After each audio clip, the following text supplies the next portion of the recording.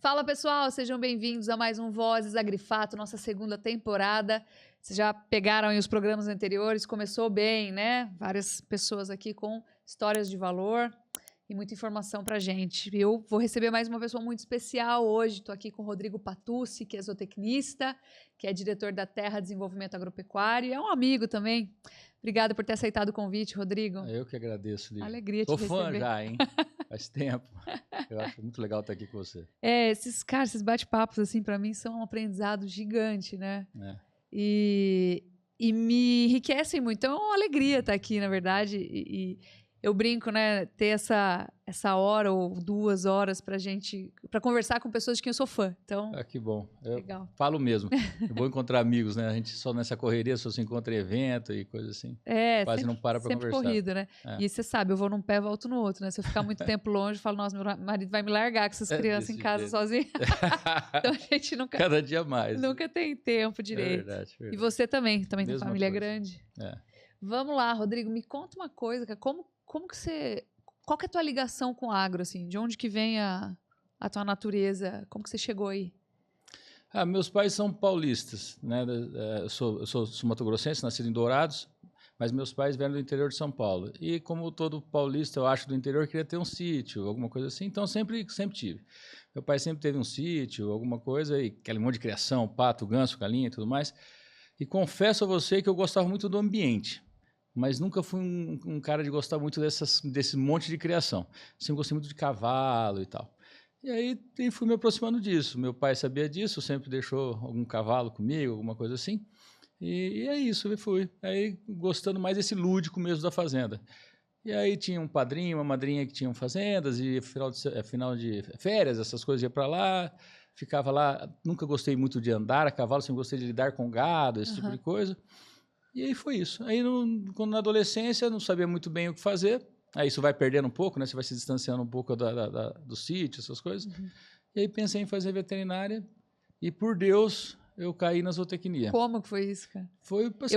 Eu sou veterinária, né? Eu acho que caí e depois eu fui fazer economia. Acho que cair na zootecnia é uma maturidade de espírito. Porque a gente foi uma sorte. Quando a gente tem 16 anos, está escolhendo, 17, você não tem essa maturidade de Mas compreender. eu nem sabia o que era zootecnia. Pois é, exato. Na verdade, eu conheci um zootecnista que era... Eu também não fazia ideia de economia, por exemplo. Mas zootecnia, os caras falam zootecnista, ninguém sabia nada. Até hoje em dia tem gente que pergunta, eu faço uns cursos de vez em quando, a pessoa pergunta, o que é zootecnista? Eu falei, não, é zootecnista.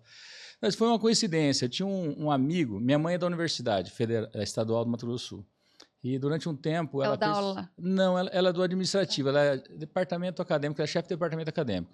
Ela sempre foi nessa área administrativa, meus pais são professores, mas sempre da área administrativa. Meu pai é diretor de escola, inclusive foi meu diretor e tal, e minha mãe também na área administrativa, agência de educação, algumas coisas assim. E quando fundaram a Universidade Estadual do Mato Grosso do Sul, ela foi para essa... chefe do departamento acadêmico. Eu não sei se é exatamente o cargo, mas era por ali. E eles, para formar a Universidade do Estado do Mato Grosso do Sul, tiveram um convênio com a Universidade de Maringá, Estadual de Maringá. Então, os professores que fizeram a preleção dos professores da universidade, quer dizer, tinha um convênio. E um camarada desses que veio ajudar na formação da Universidade do Mato Grosso do Sul, acabou ficando muito amigo nosso e até foi convidado para morar em casa. Tinha uma casa no fundo da nossa, que meu pai tinha construído para minha tia e tal, e ele foi morar lá. E ele falou da zootecnia para mim. E acho que ele, me conhecendo, ele viu que o meu lance não era muito veterinário, porque eu nunca fui um cara do cuidado médico ali. Ele falou, por que você não faz zootecnia? Eu falei, nem sei o que é isso. Ele falou, não, vou fazer o seguinte, você vai fazer veterinária em Londrina, não vai? Eu falei, vou. Falei, então eu vou pagar o teu vestibular, você vai fazer em Maringá. De manhã em Maringá, de tarde, Londrina tinha o vestibular de manhã em um, de tarde em outro, eu fiz. E passei em zootecnia. Ah, legal. Né? Aí fui para zootecnia, passei em zootecnia, fui para zootecnia. E aí, depois de um tempo, eu já estava na aula em zootecnia, começando o curso, eu passei em veterinária, na Estadual de Santa Catarina, eu acho. Mas eu pedi para não contar para meus pais, porque a Maringá estava tão bom que eu falei, não quero sair daqui. Não era nem pela zootecnia, era pela cidade ali. Aí eu desisti de veterinária e fiquei na zootecnia. Entendi. E aí foi bom. Aí você foi se achando ali. Eu vi que já era bem melhor do que eu estava esperando, porque realmente a medicina não me atrai. Ao contrário, eu tenho muita dificuldade, inclusive, com isso. a zootecnia já me trazia algumas possibilidades, assim, já me colocava mais próximo àquilo que eu gostava, que era a produção, aquela coisa toda. Tanto que eu falei, eu não gostava nem de andar a cavalo, passear, eu gostava de trabalhar com gado, esse tipo de coisa. E sempre gostei de estar muito perto dos adultos ali, escutando as histórias do meu padrinho, que era gerente, dos caras. Então, eu gostava disso. E aí a zootecnia já me trazia mais para a fazenda, para a produção, já me ambientei mais. Eu vi que eu estava num curso que eu gostava mais. Mas confesso a você que não sei se eu tinha paixão pela zootecnia, nem sei se até hoje eu tenho, né? Mas assim, eu me dei bem e deu tudo certo. Eu gostei. No final as coisas aconteceram bem. Você foi achando o seu caminho ali, né? Fui. Eu acho que isso, na verdade, não sei se é uma coisa a se confessar, é algo natural da grande média das pessoas, né? Você vai se descobrindo ali, dentro daquele universo, as habilidades. E é importante gostar do nicho. Isso acho que é determinante. E o pouco de, quer queira ou quer não, um pouco de conhecimento que você acaba tendo da infância, de uma chácara, de uma fazenda, esse ambiente era mais confortável para mim, né? Se eu fosse uma engenharia, talvez elétrica, alguma coisa, talvez eu não ficasse tão confortável. Aquele ambiente já era mais confortável para mim e eu via que naquilo que eu queria, que sempre foi, né, gado de corte e tal, eu tinha vantagens, tinha um pouco mais de conhecimento do que a grande maioria ali. Tinha amigo meu que não sabia exatamente a diferença de um boi de uma vaca, ou cria quem engorda. Né? Até hoje eles trabalham até com gado, mas na época não sabia, eu sabia. Então eu estava mais ambientado, aquilo era mais fácil para mim, aquele ambiente era mais confortável. Mas eu acho que eu confesso que meio que eu não tinha muito essa preocupação com a escolha, eu ia querer fazer. Assim, eu sou um pouco assim também. É isso aqui que tem, isso aqui que eu vou fazer, vou concluir, vou acabar isso aqui. Vamos fazer direitinho. Então, eu acho que deu, assim, né? E Maringá era uma cidade ainda uma cidade espetacular, o ambiente da faculdade, meu Deus, né? Você imagina. Então, eu estava bem lá, gostei muito do que eu fiz. Eu escuto falar muito bem de Maringá. Sempre foi. Hoje o nosso escritório continua lá, vou com uma certa frequência, mas para mim uma das melhores cidades que eu já tive contato, assim, eu gosto muito de lá. O povo muito bom, aquele paranaense ali, então, pessoal bacana. E dali da faculdade para gestão? Então, a da faculdade, aí foi já coincidências mesmo, assim, foram aqueles acasos que eu acho que é o que eu falo que eu acredito em Deus por causa dos acasos que ele coloca na minha vida, né? Eu estava ali na faculdade e um pouquinho antes de acabar, a gente tinha aqueles 6 meses de estágio na época, teve uma greve grande na faculdade depois, mas um pouquinho antes de eu entrar em estágio, recebi uma ligação na casa de uma amiga que eu estava fazendo um trabalho e precisavam de um estagiário para uma fazenda. E eu tinha essa vontade já de ir para uma fazenda, isso eu tinha certeza. Eu queria sair da faculdade e ir para uma fazenda, porque eu me sentia muito despreparado do ponto de vista operacional, assim, eu não conhecia mesmo. Eu conhecia sítio, mas não tinha nada a ver com produção, então eu já queria ir para uma fazenda. E aí me convidaram para fazer esse estágio, eu fui e acabei que as coisas foram acontecendo tão rápido que em pouco tempo eu fiquei gerente dessa fazenda. Eu virei gerente lá muito novo, de um empresário que era dono, e eu acabei virando gerente dessa fazenda, uma história bacana e tal, e tinha um diretor que estava afastado na época, depois ele voltou, ele me acolheu muito, assim, e virei gerente. E aí comecei a ter contato com a gestão, porque esses caras não eram produtores raiz, assim, eles eram empresários. Então a primeira coisa que ele me falou é que, olha, eu não me interesso por pasto, por cerca, por água, por nada, eu quero saber de dinheiro.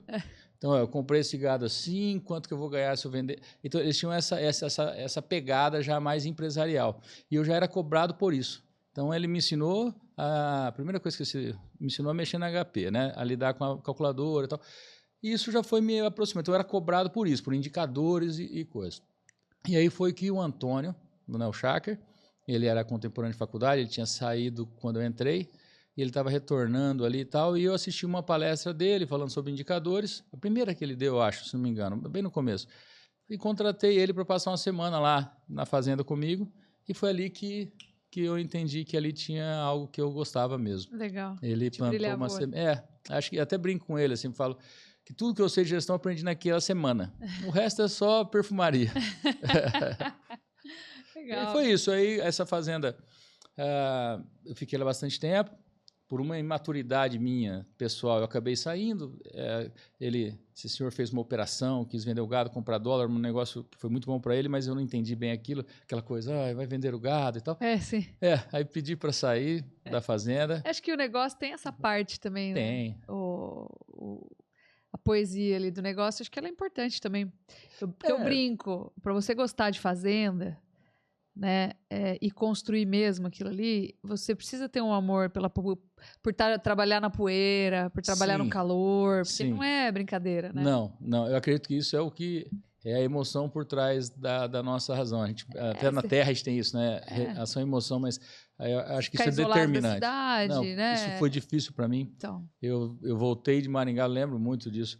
A gente estava falando das novas gerações antes aqui, é, mas eu confesso que em alguns momentos eu passei apurado também lá, né? Porque era isolado, eu acabava ficando bastante na fazenda. Isso tudo tem que ter persistência e tem que gostar mesmo. Senão, se você não gostar daquele ambiente, você não vai conseguir ficar. é por isso É que eu te falo, impossível, assim, na minha eu opinião. entendo que é empresário e chega, e aí busca É, performance e tal, é. mas o negócio como um todo, então o agro, a pecuária, ele tem que ser construído do gosto Tem. também Acho que ali. sem isso não existe construção mesmo. Tanto que essa fazenda ela não perdurou na produção. Ela foi, hoje virou eucalipto e outras coisas, mas ela não perdurou. Nunca foi muito eficiente, inclusive. Acho que por um pouco disso, né? Os ciclos eram quebrados de uma forma, às Tá vezes, dando resultado. irresponsável, até por conta de outras coisas. Mas eu falo que, para mim, foi muito bom, porque eu não teria aprendido uma lição importante, né? Naquele momento, que era que, às vezes, a gente está num grupo, faz parte de um grupo e a gente só olha aquilo que a gente, naquele nosso pedacinho.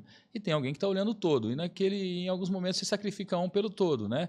E ali eu não soube entender isso. Ele até me explicou. Ele falou, não, mas eu vou fazer uma operação em dólar aqui e ganhou dinheiro demais. Foi aquela época do real ali que descolou depois, um tempo o dólar estourou ali.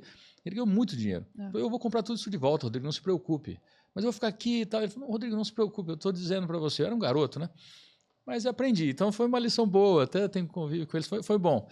E aí daí eu saí, e aí tem um monte de coisinha, mas daí até encontrar realmente com o Antônio e a Terra. Quando eu conheci eles ali, já me interessei. Começou a encaixar as peças ali. A gente começou a estar mais próximo, até que eu resolvi ir para Maringá e começar lá até desenvolvimento junto dele. Aí entrei. Números, gestão, planejamento. Entrei fazer isso. No Desempenho. começo, muito controle, né? A gente realmente tinha mais contato com a controladoria. Tentar levar números à fazenda, que aquilo era uma coisa que não existia muito ainda, principalmente indicadores ou técnicos, né? Isso não tinha muito. E para isso precisava construir um sistema de controladoria ali. Então, no começo era muito isso, mas logo a gente percebeu que só a informação, sem execução, sem outras ferramentas de gestão, a coisa não ia andar. E aí realmente começou a gestão propriamente dita dentro da Terra de Desenvolvimento. Entendi. E assim, como que você analisa hoje a questão patrimonial versus o negócio? Né? Agora vamos voltar um pouquinho mais para essa questão técnica, para a gente começar nosso papo. Eu estou perguntando isso porque tem um contexto, né? Eu vejo as pessoas misturarem muito o que é patrimônio e o negócio que roda em cima do patrimônio. Sim. Então, eu vejo muita reclamação, por exemplo, sobre o retorno da atividade. Ele é cíclico também, tem momentos melhores, momentos piores, como tudo, né? Mas eu vejo uma grande confusão. E eu vejo que grandes grupos, muitas vezes, investem em terra e fazem um negócio em cima para, cara, vamos tocar aqui, mas o grande investimento é na terra. A terra costuma te dar um retorno maior, o negócio te dá um retorno quase que aceitável, vamos falar assim. Perfeitamente. É mais ou menos por aí? É por aí. Assim, a primeira, eu acho que o que começa, existe uma confusão ali, né? A gente tinha uma certa confusão, e até hoje, quando eu encontro pessoas que não conhecem muito do agro, eles fazem essa certa confusão. O negócio de fazenda, eu percebo que ele tinha, no passado, eram 3 grandes negócios dentro de um só. Um era a terra. Comprar, melhorar, vender, o ganho imobiliário que existia na compra e na venda.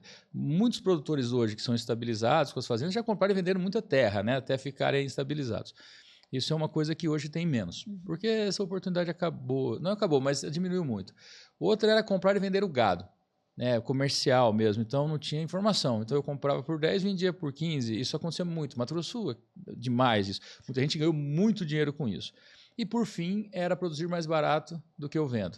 E acho que era o pior negócio de todos. Então, eu acho que essas 3 coisas se confundem muito dentro do próprio negócio e as pessoas não têm muito essa noção.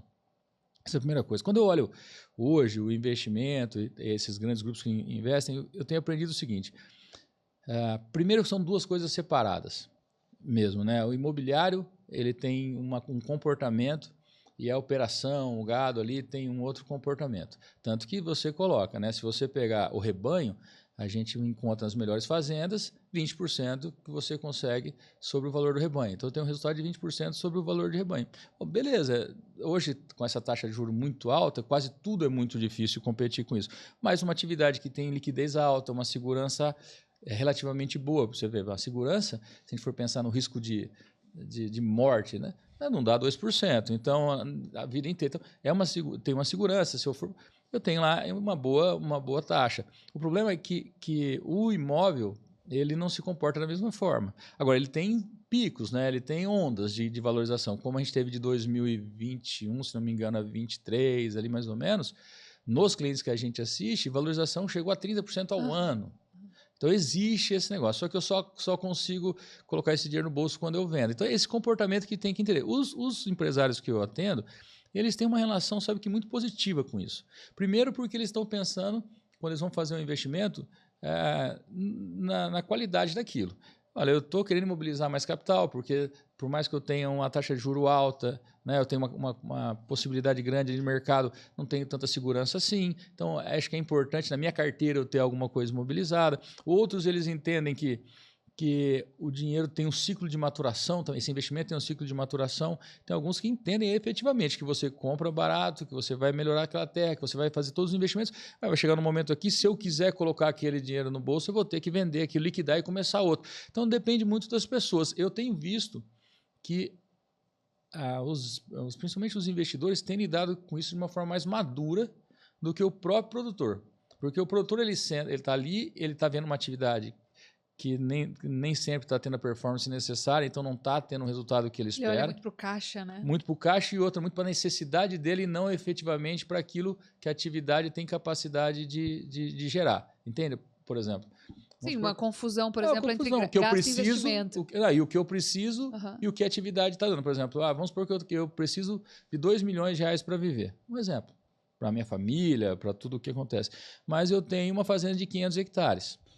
Tá certo? Pode dar 2 milhões? Pode, só que ela tem que dar R$4.000 por hectare de resultado.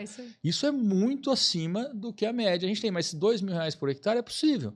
Agora, a fazenda não é boa por ela não estar dando os 4, ela está dando resultado de 2? Não. Mas ela tá, só que a necessidade é diferente, entende? Então, tem como se eu tivesse uma farmacinha na esquina e tivesse uma rede de farmácia. Então, isso é uma confusão também, que isso eu encontro muitos nos clientes. Né? Essa necessidade versus a... Não está dando o que eu preciso. Do que eu preciso, mas porque dele olha o contrário. Será que o que existe ali tem o potencial de te dar isso que você precisa? Isso, e ele olha o contrário, porque ele olha do jeito diferente que ele olha para o imobilizado daí. Então, quando ele não encontra essa resposta, ele vai para o imobilizado. Mas, olha, minha fazenda, Rodrigo, vale 50 milhões. Se eu pegar 50 milhões e colocar no banco hoje, eu tenho...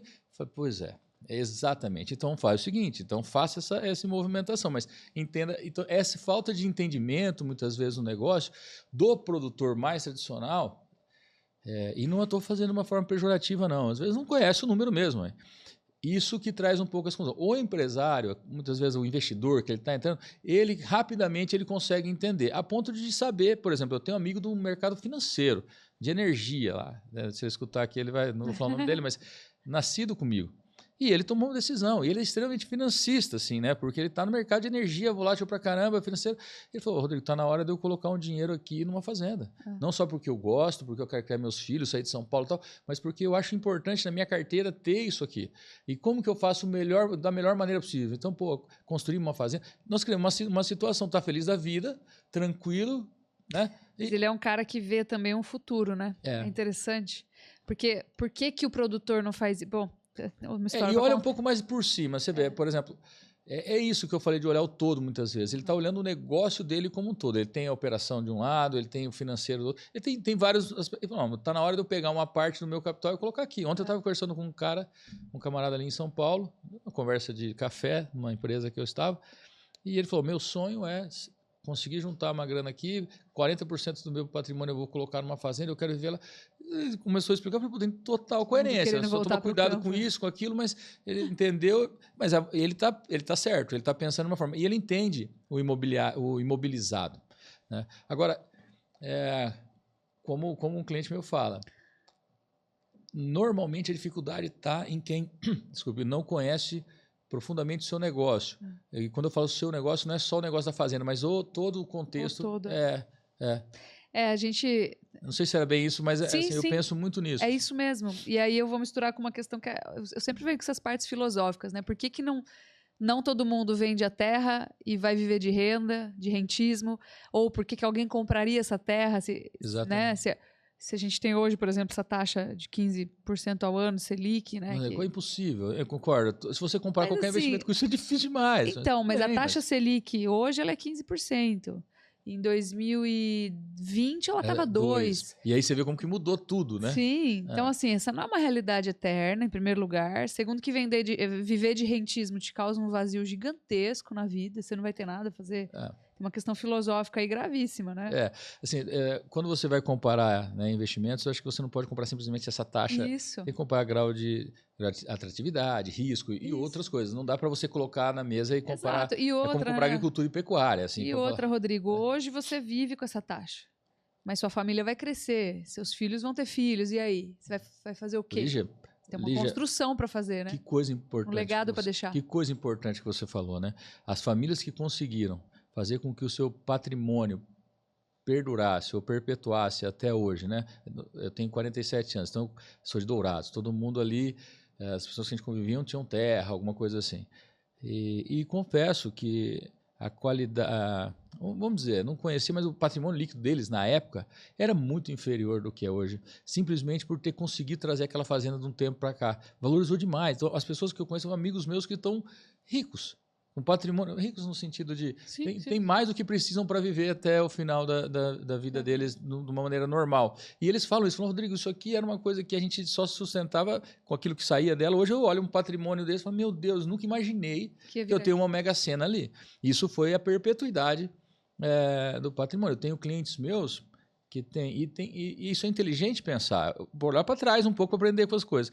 Eu tenho clientes meus que têm... por exemplo, empresas urbanas que têm, por exemplo, que faturam em 3 meses o que vale a empresa, ou 4 vezes o que vale a empresa. Então, eu tenho, né? Isso é uma coisa importante. Eu tenho um valor de uma empresa e eu faturo isso em 3 meses. A pecuária, a agricultura tem uma dificuldade. A agricultura um pouco menos, mas a pecuária é uma dificuldade enorme de faturamento e tal. E ele foi, ao longo do tempo, sendo estimulado a crescer essa empresa pela companhia. Uhum. E ele tomou a decisão, falou, não, eu vou manter essa empresa aqui, vou trabalhar com ela, mas o meu patrimônio eu vou formar... Hoje, o patrimônio dele em terra, que ele conseguiu ao longo do tempo, que ele produziu e tal, e que foi valorizado pela atividade que ele colocou lá em cima, de forma competente e tal, tudo mais, vale muito mais do que o ativo que ele tem aqui na empresa. Então, é uma questão... De olhar as coisas um pouco mais a longo prazo. Mas é uma escolha que ele fez antes, entendendo muito bem, de uma maneira simples, mas muito bem os números. Entendendo como as coisas se comportam. É difícil você avaliar assim, de uma maneira muito pragmática e pontual. Né? Acho que precisa um pouco mais de conhecimento. É isso que é o conhecimento, eu acho. Né? Uma coisa mais profunda para você poder analisar isso. Exato. Estava até lembrando aqui de uma conversa, eu nem estava, na verdade, meu irmão que me relatou.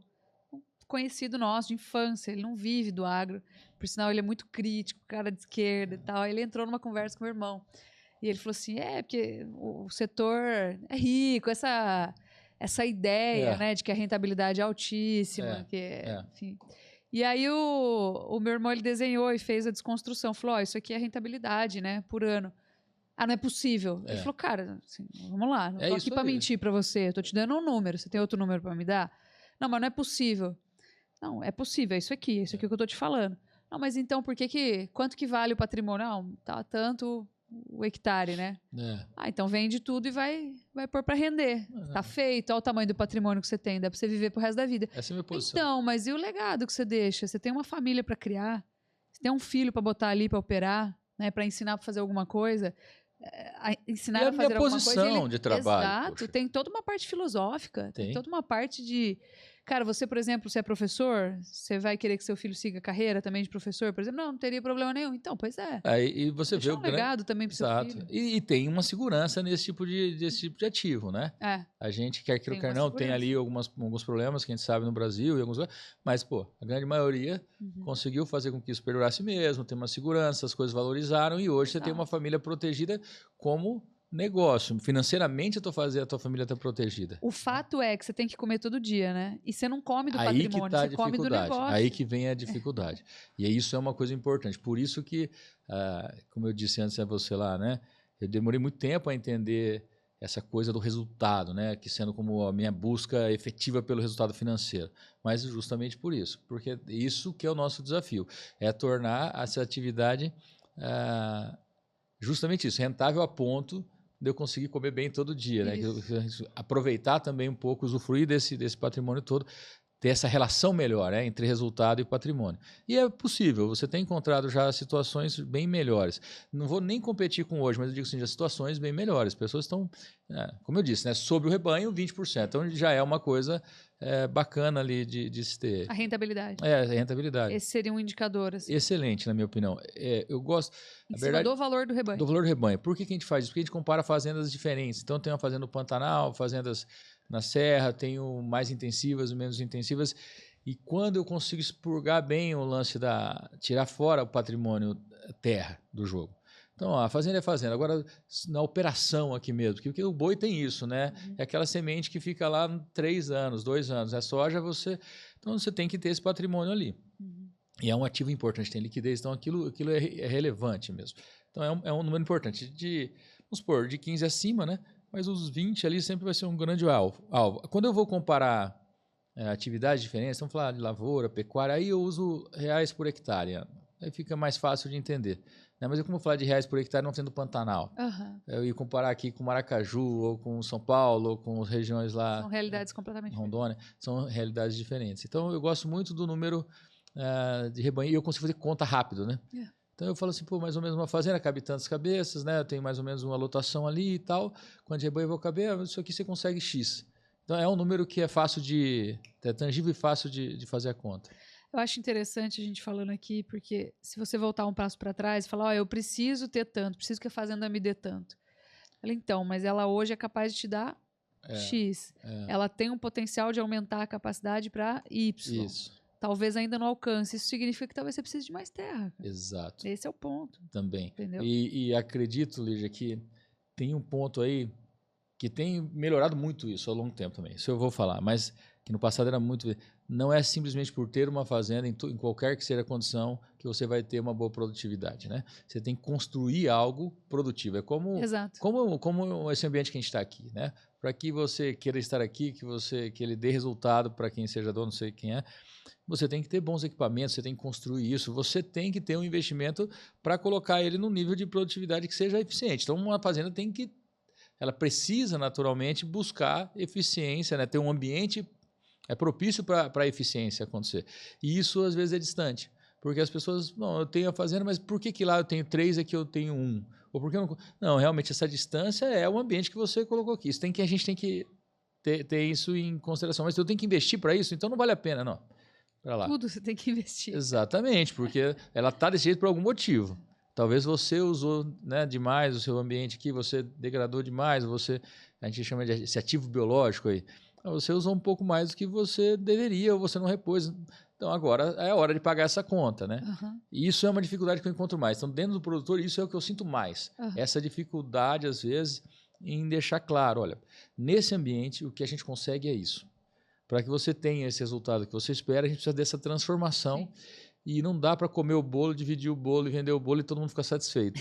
Né? Eu vou ter que, em um momento, abrir mão do resultado em detrimento dos investimentos que eu vou fazer. E assim por diante. Eu sou da opinião que, na verdade, você tem que fazer isso sempre. Né? Não abrir mão 100%, mas você sempre tem que deixar um valor para ser reinvestido ali. E eu acho que a maioria dos produtores, como não conhecem, né? Não sabem de fazer conta, não sabem olhar para a empresa com olhos de empresário, eles renegam essa realidade de que todo negócio ele precisa ter um reinvestimento perpétuo ali para que possa te dar sempre um retorno e para que esse retorno seja sempre crescente. Exato. Né? Até a gente chegar num nível, talvez, de equilíbrio. A depreciação lá na contabilidade é isso. A gente trabalha com caixa aplicado, mas a gente fala pelo menos 10 15% do desembolso você tem que ter em investimento, que é para manutenção do ambiente produtivo daquela fazenda. Exato.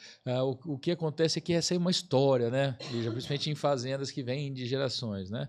Então tem um pouco disso, as pessoas queriam mais, as famílias foram crescendo, a necessidade de caixa aumentou, então no ele passado vai tirando. ninguém investia. E agora chegou numa situação... Ninguém investia em reforma de pasto, era gasto, era tido como gasto. Diferente, né? Até a pecuária do passado, a gente chegou a viver um pouco isso, talvez. A gente tem um privilégio até de entender esses dois lados. A moeda estabilizada, eu falo, e depois antes da moeda estabilizada, antes do real e depois do real. Sim, sim. Antes do real é uma realidade muito diferente. É muito diferente do que a gente vive, né? Eu conversando com alguns produtores que viviam naquela época, falou, a gente comprava um bezerro, no caminhão ele ficava barato. Porque ele vinha, se ele ficasse um dia ali, eu barateava, a compra errada que eu fazia melhorava por conta da inflação. Então, produzir mais barato do que se vendia não era o grande lance, né? Era mais importante nesse sentido. Era reserva de valor. Depois isso mudou, e mudou bem na nossa vez ali, né? Foi bem na época que eu entrei na faculdade e tal. Como diz o Dado, né? Eu nunca comi o melhor bife, dizendo. Mas no primeiro momento fica uma confusão mental, porque as pessoas que aprenderam a trabalhar antes eram gestores daquele momento que tinha mudado. Então eu acho que esse câmbio aí, né? Essa mudança de geração também ajudou um pouco nisso, porque essa turma que está entrando na gestão, ele está vivendo um momento que é mais... não viveu o passado lá, ele não aprendeu de um jeito que não serve mais hoje, já está dentro desse jogo aqui. Eu acho que tem uma vantagem, que o pessoal veio com muita vontade de fazer, essa vontade de voltar para o campo, de talvez se apossar ali daquela situação. Sim. Mas ao mesmo tempo eu acho que eles vêm sem uma noção de construção assim também. Tem esse lance das gerações que a gente estava falando, né? Eu, por exemplo, eu cheguei a presenciar os apertos que meu avô, meu pai passaram. E isso dá uma valorização muito grande naquilo, né? Aquela questão concreta da fazenda em si. Talvez a gente viveu um pouco mais a dificuldade, inclusive, não só financeira, mas dificuldade de fazer as coisas, né? Era difícil chegar na fazenda, era difícil tirar da fazenda, era difícil formar, era difícil ter um trator. No Alemã tinha água, né? A gente ficava nas casas sem forro, vou falar uma coisa aqui, mas eu estava conversando com a minha mãe esses dias, ela falou, Rodrigo, como o mundo é diferente, né? Porque imagina, meus pais têm 76, o mundo deles era muito diferente do nosso, né? Hoje, para eles vivendo nesse mundo, eles estão se desafiando, né? Ela brincou assim, o rico ou o pobre, quando eu era criança, eles faziam suas necessidades lá na latrina, sendo rico ou sendo pobre. Então era muito não diferente. Não existia, é outra muito questão. Diferente, né?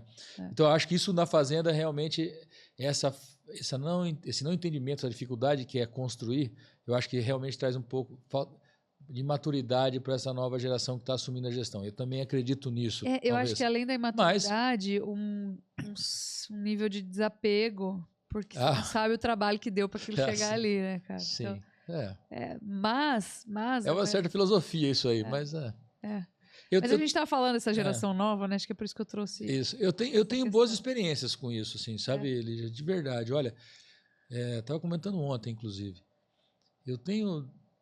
A gente tem um grande privilégio na empresa, né, na TEA Desenvolvimento, porque os nossos clientes duram muito. Então, 7, 8 anos é uma idade normal, média, assim. Então, a gente vai se aproximando das pessoas. E lá, como a gente olha o caixa, a estratégia, a gente está muito, muito dentro da fazenda. Não é como, às vezes, um consultor de pastagem ou de nutrição que vai lá pontualmente, a gente está envolvido, muitas vezes, ali, até com as dificuldades financeiras da família ou decisões mais importantes, sucessão e tal. Então, a gente acaba criando uma proximidade. E eu tive, nesse tempo, tenho o privilégio de trabalhar com pessoas extraordinárias e jovens extraordinários. Então, tem uma turminha dessa geração aí, um pouco mais nova que eu e tal, que assumiu as fazendas e realmente ele já transformou as coisas. E vou dizer, você falou uma coisa que é verdadeira. Se eu colocar aqui, tentando lembrar as pessoas em si, realmente eles tinham não apego, mas respeito pelo aquilo que tinha sido construído. Isso é uma verdade. Todos eles assim que tinham sucesso tinham respeito. Porém, eles não têm muito apego àquilo que era feito no passado. Se era de um jeito, eu vou fazer de outro, tal. Mas eles têm uma turma muito boa aí entrando, sabe? Mas com certeza, você falou uma verdade. Se eu for colocar na minha cabeça aqui, eu vou lembrar. Todos eles têm muito respeito pela história, pela construção e tal. De alguma forma participaram. Isso acho que talvez seja. Talvez seja uma coisa determinante. Não tinha pensado nisso, mas talvez uma coisa que limita. Quando a gente foi para a fazenda, assim, não tinha água, a roda d'água engripava lá, vinha aquela Primeiro que acabava a água, quando voltava você tomava banho vermelho, né? Esse é o ponto, assim, as pessoas não compreendem isso hoje em dia. Você Tinha pega que puxar no bolso. não tinha eletricidade, cara, entendeu? No Malemar tinha televisão parabólica, naquela parabólica, assim. E olhe lá, e olhe lá. É que foi muito, agora tá tendo muito rápido, né? Exato, e hoje você tem internet, Starlink, eu acho ótimo, né? Mas é ótimo, de uma maneira. Acho que eu fiz hoje o trator é cabinado. Poxa, e bom, né? Você sabe que uma vez a gente era pequeno, a gente saiu no cinquentinho assim, caímos em cima da caixa de abelha. Meu desespero. Entendeu? Não, isso aconteceu. Trator de esteira. Foi horrível, não vou nem contar o resto da história, vocês já entenderam. É horrível. Assim, mesmo. coisas que Perigoso.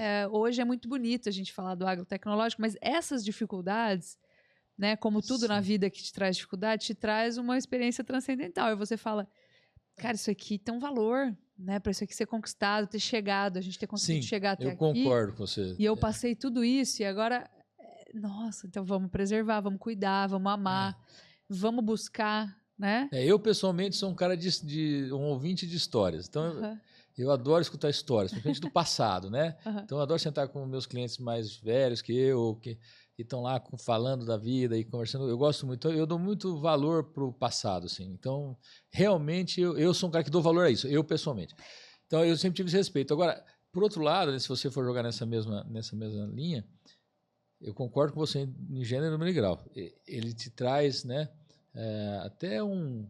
Eu acho que a palavra que eu vou usar mesmo é o respeito necessário, mas tem um outro lado que é verdadeiro. Tem pessoas que se apegam demais a isso e se fecham para o novo. Sim, novo ao jeito diferente de fazer. Então, isso é uma questão que fica do muito mesmo lado tradicionalista, demais da conta, se perde. A ponto de não conseguir se adequar à velocidade com que a gente está andando agora, ou às exigências, e não aproveitar aquilo que tem de bom. Por exemplo, se eu falar para minha mãe, que a gente às vezes reclama do celular, do WhatsApp, porque tira a gente do... Minha mãe adora, eu converso com meus filhos, meus netos, eu encontro minhas amigas, e ela está lá, 70 e tantos anos, ela vai gostar daquilo, ela gosta daquilo. Então ela recebe bem. Às vezes o mau uso por uns ou por outros, mas então eu tenho esse cuidado, assim, eu também percebo que essa temperança aí, não sei se é essa palavra existe, vi um rapaz falando essa palavra, nem sei se ela existe, mas ficou na minha cabeça, né, que ele colocar a qualidade de um líder tem esse lado da temperança. Estava falando um pouco mais das atitudes, né? Mas se a gente pensar que isso tem os dois lados, porque hoje a gente tem muita coisa boa e o nosso acesso a essas coisas são muito rápidos e são boas. Você está na fazenda, Lígia, eu estou com esse arrendamento, sempre a gente tem que estar para ter inserido, levando prejuízo como produtor, morrendo gado como produtor ou tendo dificuldade com mão de obra como qualquer outro produtor. Isso me ajuda a ser melhor no meu trabalho. Eu gosto de participar disso, né? Eu acho que a gente tem que participar, mas eu estava vendo lá, quando eu fui gerente, Lígia, eu nunca gostei de máquina, então quebrava uma peça, eu ficava, putz, eu não sabia o que fazer, que peça que é, chegava na cidade com aquilo e não era aquilo, não sabia falar. Hoje você tira uma foto, você olha na internet na hora, você sabe o que é, muitas vezes você nem... É uma delícia isso, é muito bom. Né? Você está com uma dificuldade lá numa suplementação ou numa coisa nova, vamos ver na internet aqui, eu com meus peões lá, eu falei, não, peraí, vamos ver no Google, o que tem isso aqui? Será que não tem ninguém ensinando? Aí tinha um cara ensinando a fazer lá um trato no capiaçu que eu queria saber. Eu falei, isso aqui faz assim, uma coisa excelente, né? Isso é bom, por um lado, né? Não podemos falar que isso é ruim. Claro que tem informação ruim, tem um monte de coisa que é perigoso, mas isso nos ajuda. Então, eu acho que a gente tem que tomar esses cuidados, né? E eu tô te trazendo esse ponto porque a gente falou de Selic a 15%, a gente está falando agora da geração nova que entra sem a vivência, né? A vivência prática de tudo que a gente precisou fazer para estar aqui. E a gente falou um pouco de rentismo também, né? Faz parte. Então, sim. A gente precisa, como você falou da temperança, a gente precisa ter o equilíbrio entre a sabedoria dos antigos e a vontade, né, da nova geração. Mas eu tenho visto muita gente reconsiderar, né? Então, olha, claro, para uma Selic de 15%, você vai pegar financiamento, um custeio, cara, tudo muito caro. Muito caro. Acaba assustando, né? Assustando e prejudicando realmente o nosso resultado. E eu acho que os números Brasil, assim, não só na pecuária, mas estão assustando também. Se você olhar o nosso mercado imobiliário extremamente inflacionado versus a renda que a gente tem no Brasil, você olha nos Estados Unidos, na Europa, fala, cara... Lígia, isso tem para mim, tá caro pra pessoalmente, para mim, é um dos momentos mais delicados que eu, na minha carreira profissional, assim, olhando para uma fazenda, eu tenho visto. pessoalmente. Eu não sei, eu vou lá vou avaliar de várias formas, assim, talvez não tão técnicas, mas a gente foi levado para um lado, tanto na agricultura quanto na pecuária, por conta do nosso próprio negócio e na necessidade que a gente teve para poder rentabilizar, que fez com que a gente investisse muito mais, que o custo de produção aumentasse muito, que o volume de capital necessário para que você transformasse aumentou. E isso, naturalmente, que vem através de, como qualquer outro lugar, de financiamentos, de captação de recursos. Sim, que para quem não sabe, sempre tem uma minoria muito pequenininha aqui que não sabe, mas primeiro a gente planta para depois colher. Exatamente. Então eu preciso tirar de algum lugar. Eu preciso desse... Falou tudo, exatamente. Tá? Então, e bastante dinheiro antes. Né? Bastante dinheiro antes. Se falando de pecuária, eu preciso ficar 3 anos no mínimo sem comer. Perfeitamente. E você está fazendo essa conta sem considerar, inclusive, que você tem uma oportunidade daquele capital que está lá, que é o boi lá, parado e tal. A gente está falando do custo direto, da operação ali. Então, o que eu tenho visto? Isso fez com que a gente captasse mais dinheiro. Estou falando, as fazendas, quando eu comecei na pecuária, 0 endividamento. E nunca achei isso inteligente. Eu achei que era uma característica do negócio. Porque se você olhasse as outras empresas, os próprios proprietários tinham lá, usavam o dinheiro como um recurso ali, inclusive. Né? Hoje as coisas mudaram muito. A pecuária tem, sim, um grau de endividamento. Ela usa dinheiro, recurso de fora, para fazer a sua roda girar lá. Ou seja, mudou. Mudou o estilo. E esse é um dos motivos pelos quais a gente está vendo um pouquinho mais de insolvência. Exatamente. E a agricultura já era mais assim, hoje está grande. E agora, com esse custo do dinheiro, atrelado a todo o aumento de custo que a gente teve na produção em si. Não estou falando só custo, quando o cara fala um custo, mas eu tenho que ter um sal mineral está mais caro, mais barato. Não, todo o custo de produção, todo o custo que envolve. Eu tenho uma mão de obra, a qualidade de vida. Tem muita coisa que envolve, que a gente não consegue perceber, mas está ali compondo o custo. Isso aumentou bastante. Isso está preocupando, porque está ficando quase que insustentável. Na minha opinião, é o seguinte: ou a gente consegue produzir aquilo que a gente já sabe produzir, né, bem mais barato do que a gente está fazendo, ou efetivamente nós estamos entrando para um buraco muito difícil de sair.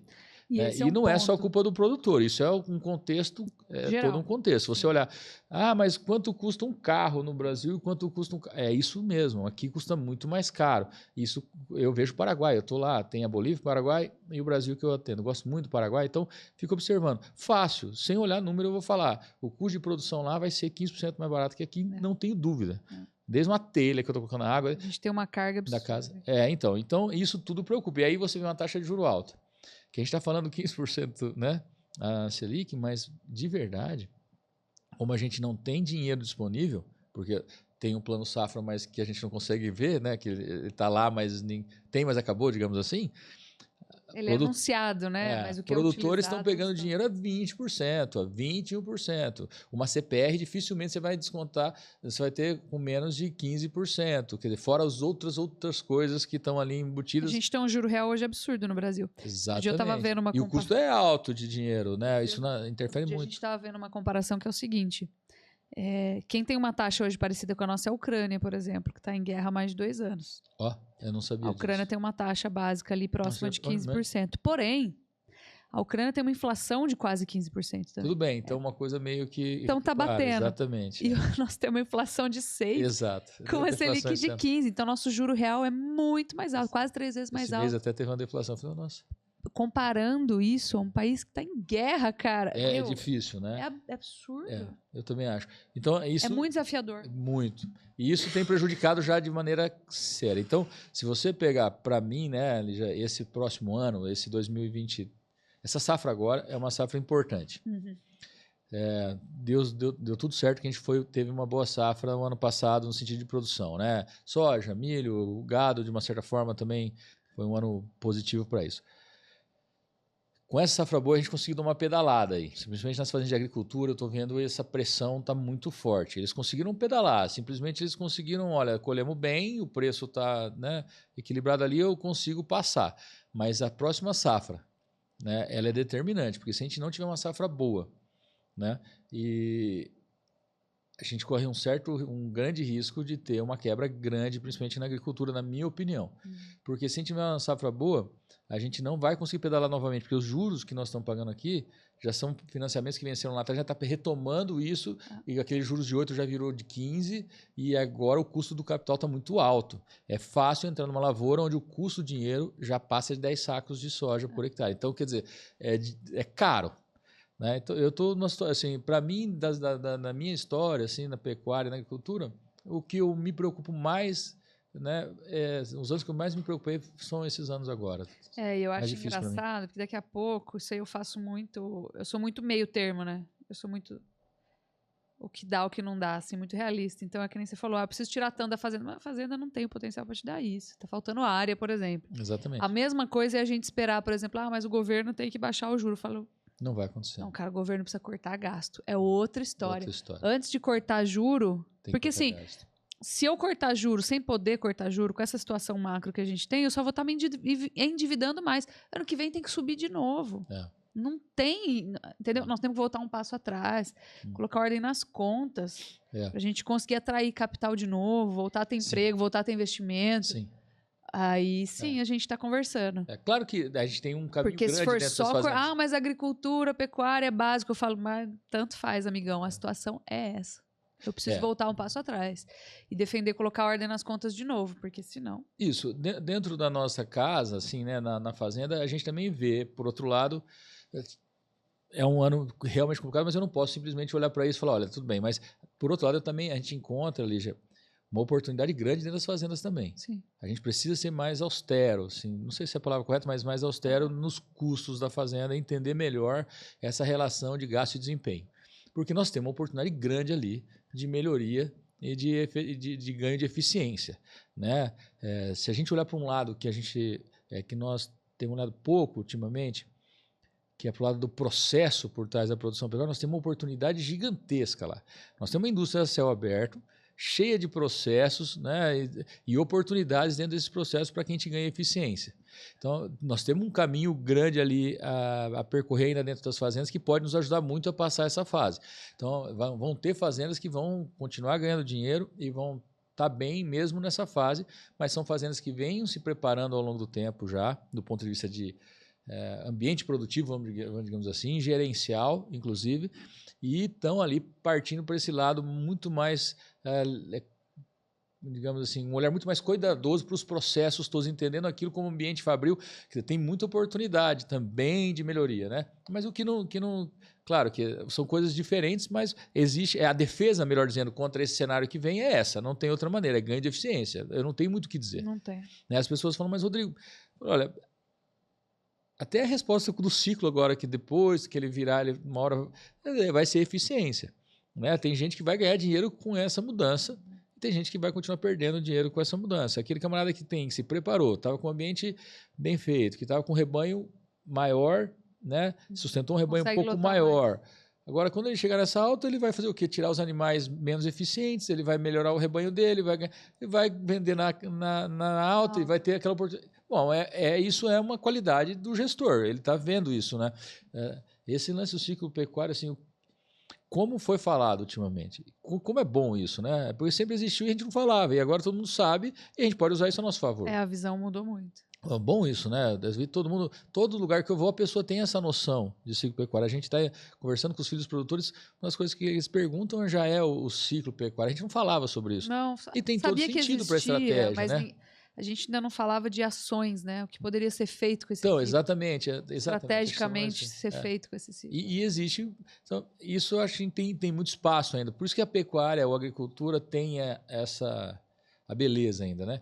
Que por mais difícil que esteja, a gente ainda encontra espaços lá dentro. O Brasil, um país espetacular, com 2 safras, né? Não tem neve, né? Então isso é bom, né? Por um lado, né? Por outro lado, talvez essa fartura traz a gente também para uma... Como que eu posso dizer? A gente um pouco mais leniente do que a gente deveria. Um pouco de negligência. Eu estava vendo interessante isso, né? Eu estava vendo sei lá o que era, uma reportagem, alguma coisa, eles comparando, falando por que os países de clima frio, né, digamos, eles poupam mais do que o de clima temperado. Eles são geopolíticos, Que falando hora de que economia. aperta, meu filho, é questão de vida ou morte. Morre, né? Por isso que eles são duros, que eles não dão para o vizinho aquilo que eles têm, porque se eles derem, vão morrer, né? Então, estavam falando sobre isso. E o Brasil não, né? Essa coisa do clima é tão favorável que aqui tudo bem, né? É interessante isso, faz todo sentido. Eu falei, nossa, tem todo sentido Por isso. isso que a gente também não pensa a longo prazo, né? Mas voltando para a questão dos 15%, por que eu estava te perguntando isso? Porque eu estou vendo muita gente se questionar. E agora? Eu arrendo, eu continuo, eu vendo.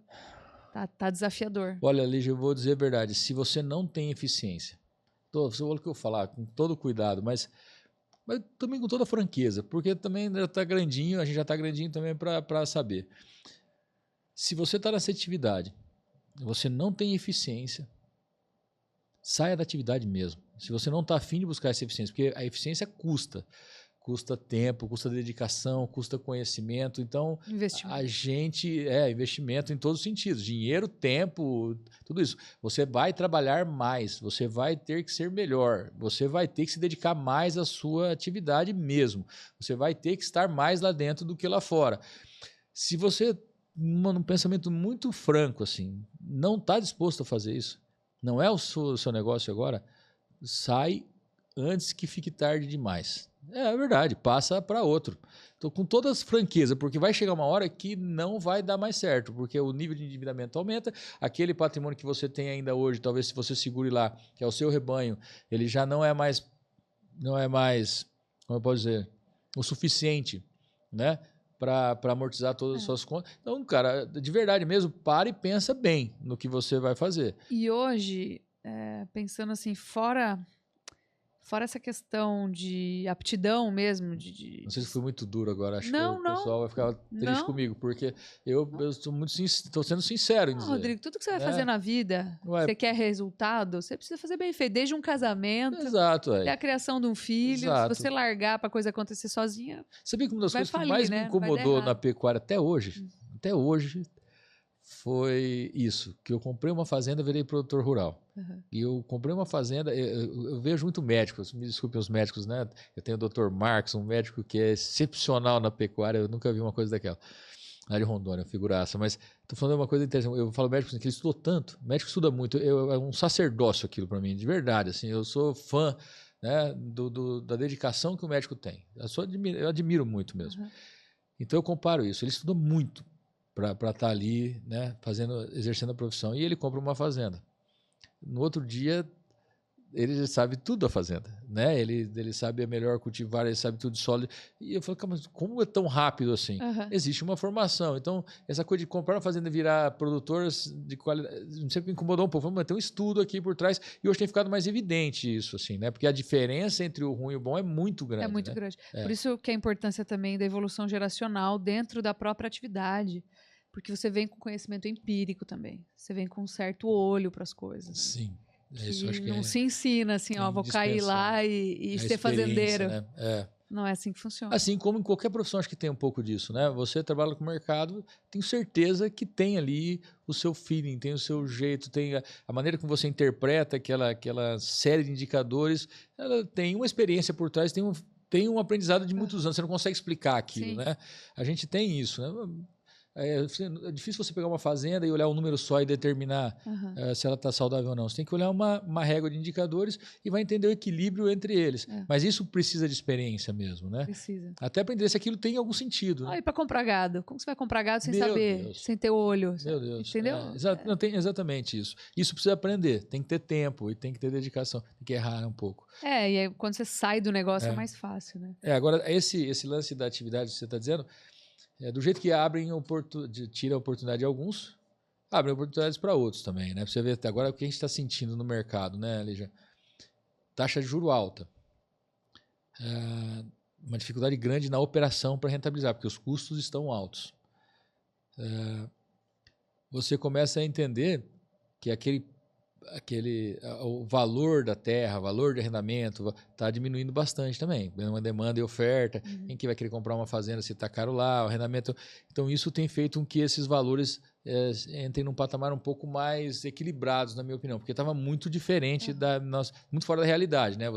Arrendamentos de arrendamento em fazenda na sua região mesmo, Cacilândia, eu tenho certeza, né, que um vizinho lá, uma terra degradada, se fosse falar de um arrendamento, ele ia comparar com 10 sacos de soja, 12 sacos de soja.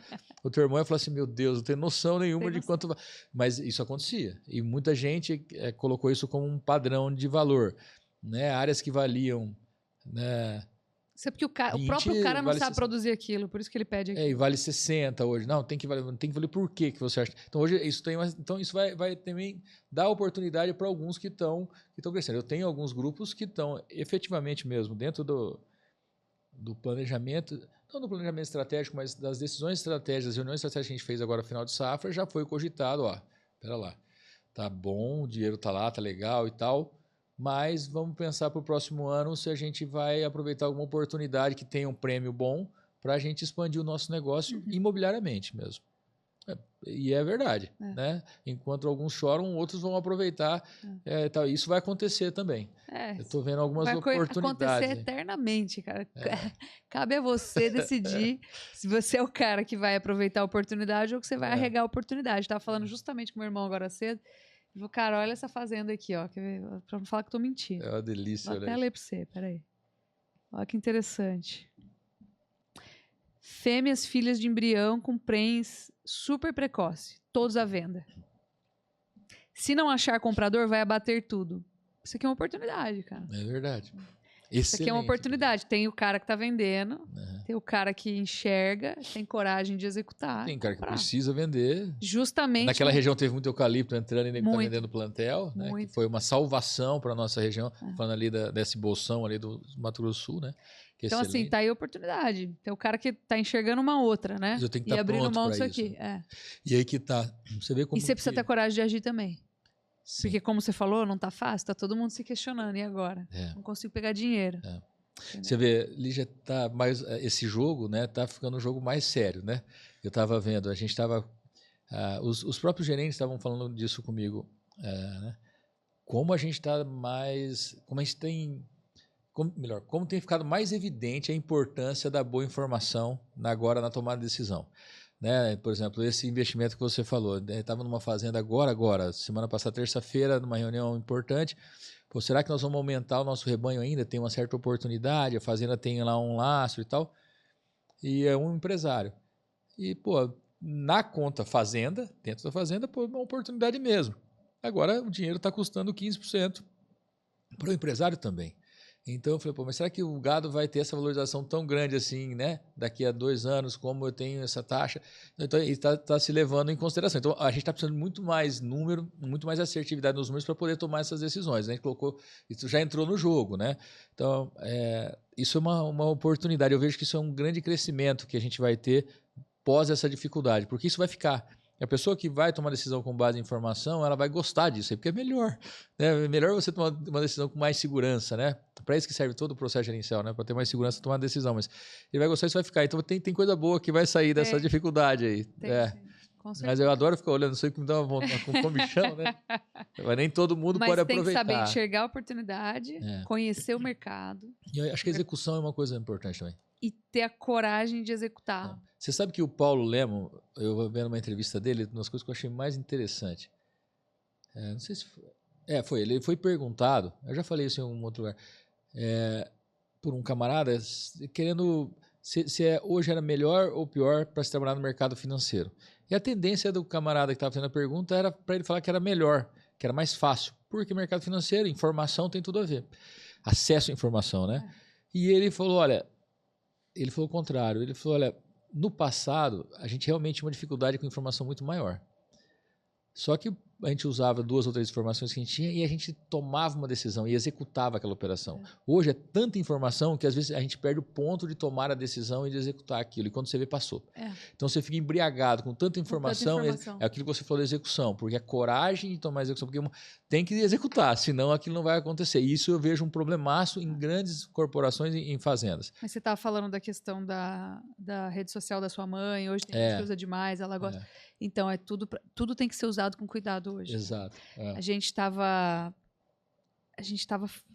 Minha equipe, na verdade, fez uma reunião com o cara essa semana. O cara tá querendo abrir uma empresa também de análise. Falou que se a gente não fizer parceria com ele, ele vai continuar copiando nosso conteúdo, vai contratar uma equipe. Eu falei, gente, vocês deram risada do cara. E que ele queria marcar uma reunião comigo. Não, tô falando, cara. Meu Deus. Esse é o nível de pessoas que querem criar informação hoje. Que é copia e cola. Então, né? assim, Chat GPT, primeiro, você precisa ter um nível de ética. E para quê? Para saber identificar as pessoas que trabalham com ética. Exato. Porque informação, cara, cada um dá a informação que quer hoje em dia. Sem responsabilidade. Né? Outro dia eu vi, por exemplo, uma notícia de uma grande revista. Ela é séria. Mas o jornalista, sem ser o especialista, ele quis fazer uma análise em cima. Então ele colocou assim... acho que talvez tivesse algum enviesamento político. Não sei, estou chutando aqui. Sim. Boi nem liga para Estados Unidos e julho bate recorde de exportações. Eu falei, óbvio que vai bater recorde de exportações. Se a taxa começa a valer em agosto... O cara vai comprar antes, o cara vai sair correndo para exportar tudo que ele puder botar no mar em julho. Então, assim, você tá entendendo? Uma mídia que eu respeito muito, que eu sei que é séria, que tem história. Então, assim, você precisa escolher alguns... Você precisa descartar o ruído... Descartar... Dá trabalho isso, né? São coisas diferentes. São dois exemplos diferentes que eu coloquei aqui. Um é sério, o outro aparentemente não é. Mas... Você tem que descartar o que não é sério. Você tem que descartar o que não tem experiência. Você tem que descartar aquilo que é ruído, ter um mínimo de conhecimento também. Você precisa conhecer o seu negócio. Exato. E escolher voltar para o passado. Escolher algumas informações que te levam a decidir. E algumas pessoas de confiança que te trazem essa informação. Alguns veículos, na verdade, de confiança que te trazem essa informação. Senão a gente fica maluco. Fica maluco. Você fica maluco. E o pior é que de tudo isso, o que eu vejo é o que você falou. A gente nem decide. Então a gente passa a hora, fica embriagado com isso. Outra questão. Ou fica volátil demais, vai e volta, vai e volta, vai e volta. Isso produtivamente, né, para um processo de produção é muito ruim, né? Você quer ver que louco? Eu estava hoje aqui olhando uma matéria que saiu num grande jornal. Muito interessante, sobre a De Olho no Material Escolar. Sim. Então, tô aqui com ela na mão só para te... Legal isso, né? Então, saiu uma matéria sobre a De Olho, que é uma iniciativa maravilhosa, e fala assim, a manchete a agro pede alteração de conteúdos em livros didáticos. Quando você vai ler, tá escrito assim, setor argumenta que há muitas citações negativas, como impacto ao meio ambiente. Não, cara, são vamos inverídicas. lá. Exato. Não é negativa. A pesquisa da De Olho... Até a maneira de se colocar. A pesquisa da De Olho, independente, conduzida pela FIA, trouxe que a argumentação desses... Não existe argumento, é uma afirmação inverídica, autoral. Ela não tem nem base científica, nem jornalística, nem acadêmica, nada. Exatamente. Então, olha como que é por isso que eu estou falando, a informação, você precisa ir no meio, confiável. Isso é uma responsabilidade nossa também. Exato. De quem coloca informação no negócio e também de quem absorve, mas quem coloca. Eu tenho participado. Perfeito. Eu voltei um pouco para o banco da escola, tentando estudar mais, essa coisa. E eu fiz um curso esses dias de super legal, de transformação digital. Queria entender um pouco mais disso, essa coisa da IA, parece que você sempre está atrasado, parece que sempre tem uma ansiedade nisso, né? E eu fui lá com o pessoal da Dom Cabral e tal. A maior preocupação deles quando se fala nisso em dados é a qualidade mesmo, é segurança de dados, é qualidade de dados. E quando mudar, né, essa computação aí, que tem um nome para isso, tem uma... Daqui a pouco eu vou lembrar, mas vai ficar mais difícil ainda, né? Porque as coisas estão ficando muito difíceis, inclusive de ser mitigado. Esse risco está muito difícil de até ser mitigado, né? E quando você teve vários jornalistas ou pessoas de comunicação lá, a maior preocupação deles é em aumentar ou trazer para eles a responsabilidade de fonte, né? Porque até eles perderam bastante isso também, né? Que essa vontade de ser imediato também, essa coisa de ter que colocar um monte de coisa amanhã. O Instagram eu tenho que ter 3, 4 vídeos, 5 vídeos por semana, porque senão não vai dar engajamento e não sei o quê. Isso tem causado essa ansiedade. Coloca um texto qualquer no chat aqui, pega mais ou menos. E isso eles estão discutindo muito nesse meio acadêmico e profissional. Assim. Eu acho, e como eles também acreditam, que isso vai ter um ajuste, né, meio que natural, porque vai ter que ter um certo controle ali. Tem uma exacerbação dos temas talvez também. Pelo usuário, né? Tem uma exacerbação dos temas também quando eles são relacionados à política, né? Então tá todo mundo enviesado politicamente, assim, aí, nossa, cara... Agora, tem uma coisa, né, de verdade mesmo, sem um conhecimento profundo, aquilo não vai funcionar. Isso não acontece. Eu converso muito com os garotos lá, né, lá no escritório e tal. Olha, para você transformar algo, vou falar do nosso setor da fazenda, da empresa e tal, de verdade você vai precisar de um conhecimento mais profundo disso, porque senão não vai acontecer a transformação, porque é necessário esse conhecimento mesmo. Então a gente vai vendo que esses títulos de WhatsApp já não funcionam mais, você vai ter que entrar, porque o que acontece hoje? A gente estava falando, né? A eficiência. Lígia, a eficiência se conquista com muito conhecimento. E o maior insumo da pecuária, para mim, é conhecimento, não tenha dúvida. Não tem como não ser. Porque não adianta mais eu gastar 2 e produzir 2,5. Eu tenho que gastar 2 e produzir 3,5. Ou produzir 2,5 com 1, porque é possível. Porque se eu olhar a hora certa, a quantidade certa, o nível... Ó, vou dar um exemplo para você. Você que é produtora, né? Meus amigos de nutrição vão ficar bravos comigo, mas eu estava conversando com a turma lá do escritório e a gente fazendo uns orçamentos e tal para uma fazenda e coisa. Eles foram orçar lá, inclusive do arrendamento, suplementação. Aí botaram lá várias empresas e colocaram os produtos, né? 0,3%, quer dizer, o consumo de 0,3%. E os produtos não tinham... e colocaram comparação do orçamento, era um produto de 0,3. Um consumo de 0,3. Eu falei, mas eu não estou comprando consumo, eu estou comprando o volume de proteína, qualidade, eu estou com outra coisa, os nutrientes que estão ali dentro. Eles não estão olhando para aquilo. Então, eles olham um produto lá... Não, o que você está fazendo? Qual a suplementação aqui? É uma suplementação de 0,3%. Tudo bem. Do quê? Mas do quê, filho? Quantos por cento de proteína, quantos por cento de energia, o que é energia verdadeira, não é verdadeira? E aquilo para mim, eu falei, como assim, moçada? Não, mas 0,3 foi meu amigo. 0,3 você está falando do consumo. Eu consumo 0,3 de terra, de qualquer coisa. Não sei, é tudo uma brincadeira. Mas... de algo. Então você vê, isso já não vale. Por uma fazenda eficiente, ela está voltando a olhar aquilo que a gente olhava lá atrás, que era quantos por cento de proteína, se é verdadeiro, se não é verdadeiro, qual a fonte, de onde vem, o que é. E aí quanto que eu vou dar disso? Exatamente. Por e o que eu preciso, eu tenho um passo que tem isso, eu quero suplementar, tal, qual é o meu objetivo? É uma coisa... segundo a casa da vírgula. E a gente veio nessa praticidade, que nem eu vejo muito assim as perguntas. Rodrigo, mas quanto que uma fazenda tem que gastar? Olha, um generalismo, é lindo eu falar isso para você, que uma fazenda tem que produzir 20%. Tá, mas isso aqui eu estou falando porque... Mas não, tem muito mais coisa atrás disso, né? A gente quer ser muito simplista com essas frases de WhatsApp também, nós como consultores muitas vezes, né? Queremos dar essas respostas muito rápidas. Não, se você produzir, se o custo da sua roupa produzida for 60% né, do custo de uma roupa, vai ser... 40% de margem, você vai ter resultado. Calma lá. Né? Tem a margem, mas tem volume. Você pode ter margem, mas não tem volume. Então, tem uma coisa por trás disso aí. Né? Isso me preocupa muito. Né? Mas eu sei que isso vai ser resolvido, porque quem não entrar nessa, quem não estiver na segunda casa da vírgula, quem não cuidar do manejo racional, não como a gente estava brincando aqui, né? Como... o lúdico do negócio, como objetivo, mas o meio. Exatamente, é o meio. Você falou tudo, como meio.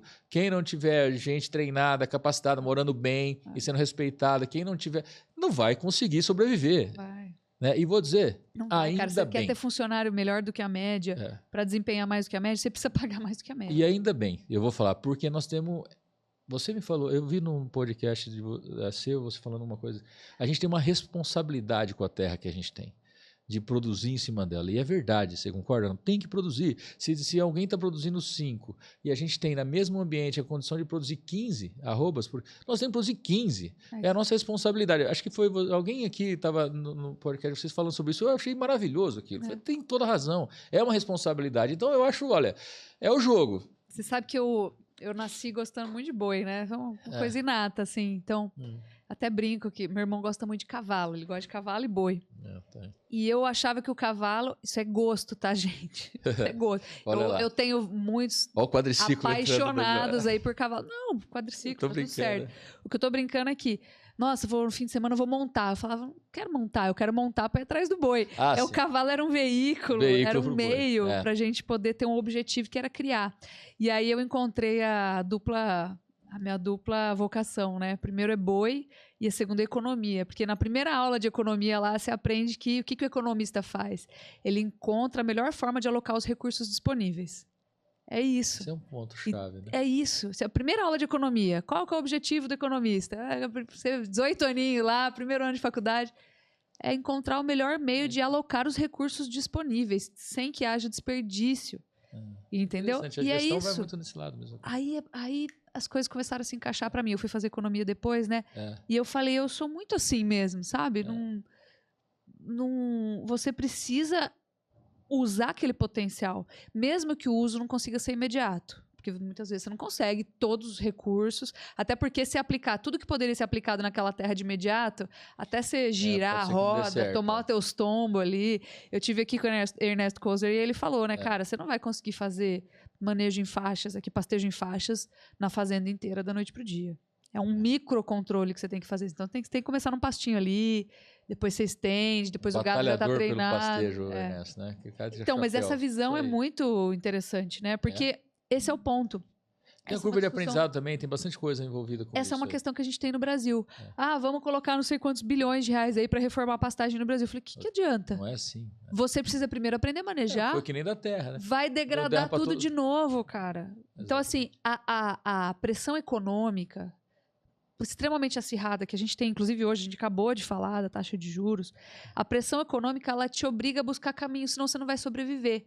E você vai ter que manejar o pasto direito e reformar. Mas exatamente, eu penso. Por osmose, vamos falar assim. Não tem outra opção, meu Se não, meu amigo, você vai sair. Mas não quero, então não tá aqui. Muito mais eficiente isso, em termos de alocação de recursos, do que você fazer uma reforma geral no Brasil inteiro forçada, com dinheiro público de um monte de gente que vai fazer a reforma e não vai saber manter. Exatamente. Vai degradar tudo de novo.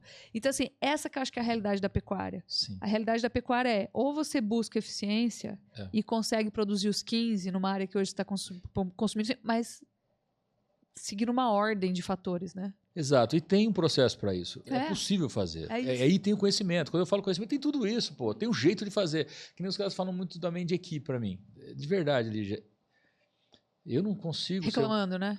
Reclamando de equipe e tal, falando da dificuldade. E é difícil, você sofre na sua empresa, eu sofro na minha. Eu já tive do outro lado, eu já fui da equipe. Então, isso é natural, todo mundo. Mas, assim, uma coisa importante, você falar, eu não sou psicólogo, mas existem técnicas e processos que nos ajudam muito a lidar com a equipe.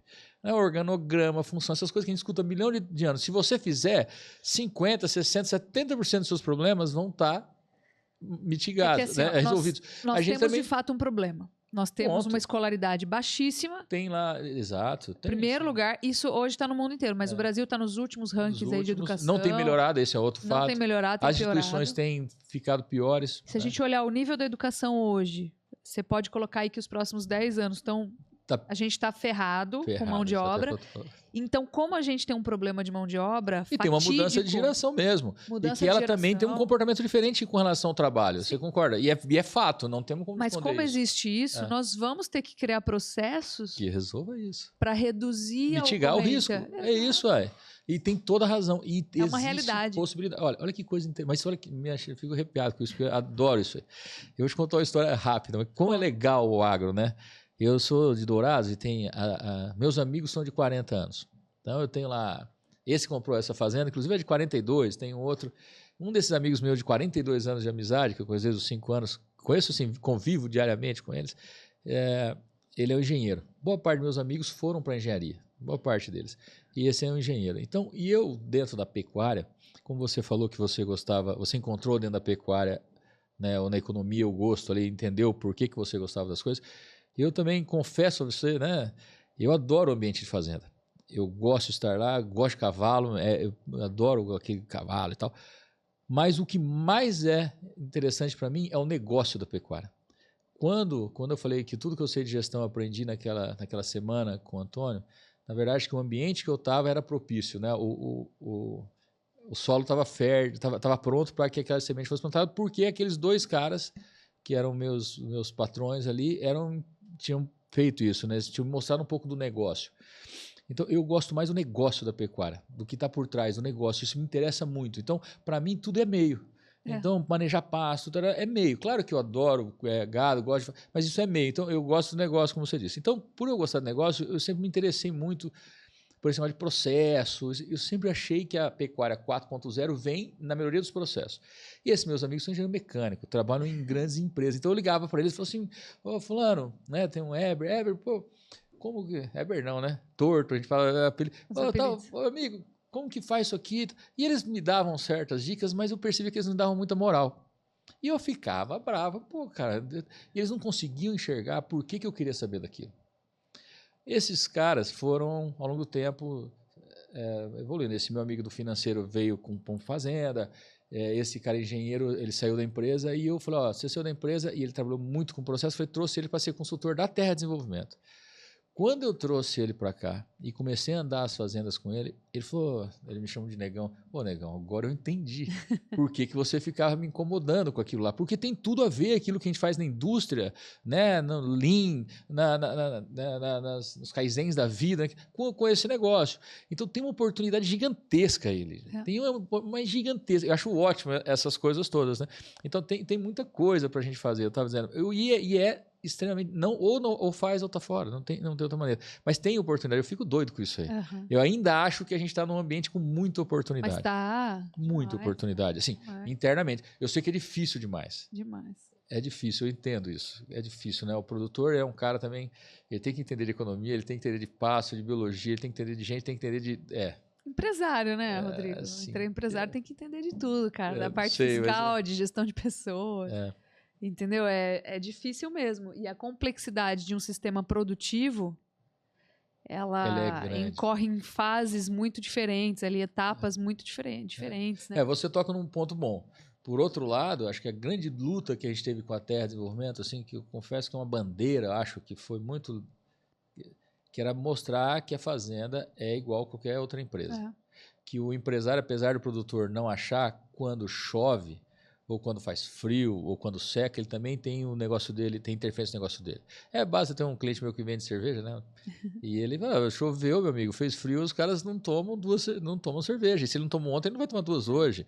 E é difícil, a mão de obra na empresa desses caras urbanos é difícil tanto quanto, ou pior do que é na fazenda, né? Porque tem a escolaridade, é difícil lá, né? Então, assim, a gente tem a mesma dificuldade. Foi uma bandeira que a gente sempre levou e acredito, cada dia que passa, o produtor está se vendo mais como empresário, a ponto de a gente está numa roda onde você tem empresários e tem um empresário rural que ele não tem, que ele consegue conversar de igual para igual, consegue entender. E é legal isso, né? Ele saiu daquela bolha que ele estava e falou assim, não, tem um negócio aqui que... Preciso buscar desempenho também. É legal isso, né? E me fala um negócio, o que é característica para você de uma fazenda eficiente? Pode ser generalista, mas de onde que a gente parte, né, para falar? Olha que coisa doida isso. Também tive que mudar muito a maneira... Sou muito cético com as coisas, então essa coisa da filosofia por trás da gestão era algo que eu não olhava muito. Eu acho que a cultura da fazenda é o que mais me chama a atenção. É uma cultura preparada para isso. Assim. É difícil falar em cultura porque parece ser muito intangível, mas eu estudando um pouco, esses dias dei uma palestra lá e eu precisei falar sobre isso e eu fui entender. Na verdade, você encontra hábitos, né? Então, o que é cultura para mim, né? A cultura é um costume populacional, digamos assim, e o costume vem de hábitos coletivos. Hábitos vêm de comportamentos repetitivos, né? Então, eu acho isso. Quando a fazenda ela tem o comportamento, ela já mais... em prol à eficiência, você percebe isso. Então, essa é a primeira diferença que eu vejo. A fazenda ela tem essa cultura de busca pela eficiência, de busca pelo resultado e tal. Parece uma bobagem, mas não é. Se você começa a notar dentro da fazenda pequenos hábitos, né? Ou comportamentos do gestor, o comportamento das pessoas, que são hábitos coletivos ali, que levam normalmente eles para o caminho correto, da melhoria constante. Essa é a primeira característica a mais importante delas que eu vou te dizer. Não sei se eu for traduzir em números, eu vou falar um monte de números aqui. Né? Eu acho que uma fazenda que ela tem eficiência hoje é efetiva. Na verdade, pedir características mesmo. Eu acho que assim, fazendas que chamam a atenção. Primeiro, são fazendas que são mais austeras no custo. Isso é algo verdadeiro, que pensam muito no resultado obtido através daquele investimento que vai ser feito. Pode ser de longo prazo ou de curto prazo, não importa, mas eles olham muito o retorno financeiro não direto só, mas de como aquele gasto vai interferir no todo, por exemplo, que tem essa ideia de desconstrução, que começa pelo resultado final e vem desconstruindo até chegar no gado.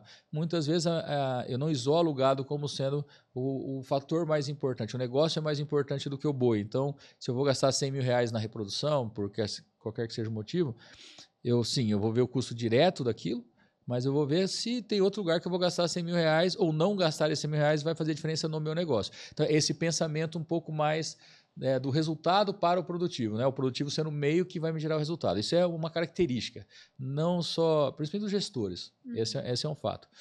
Outra característica que eu posso dizer das fazendas que têm mais sucesso é que elas foram preparadas ao longo do tempo, do ponto de vista físico mesmo, né? Para serem produtivas mesmo, né? Não adianta eu falar que eu sou eficiente com pasto rapado ou com uma situação de solo degradado. É muito difícil eu buscar, por melhor que eu seja na habilidade ali em lidar com aquela situação, eu preciso ter. Então essa fazenda ela foi construída para isso ao longo do tempo. Então ela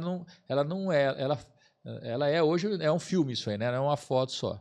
É uma característica das fazendas. Elas têm potencial de produção mesmo.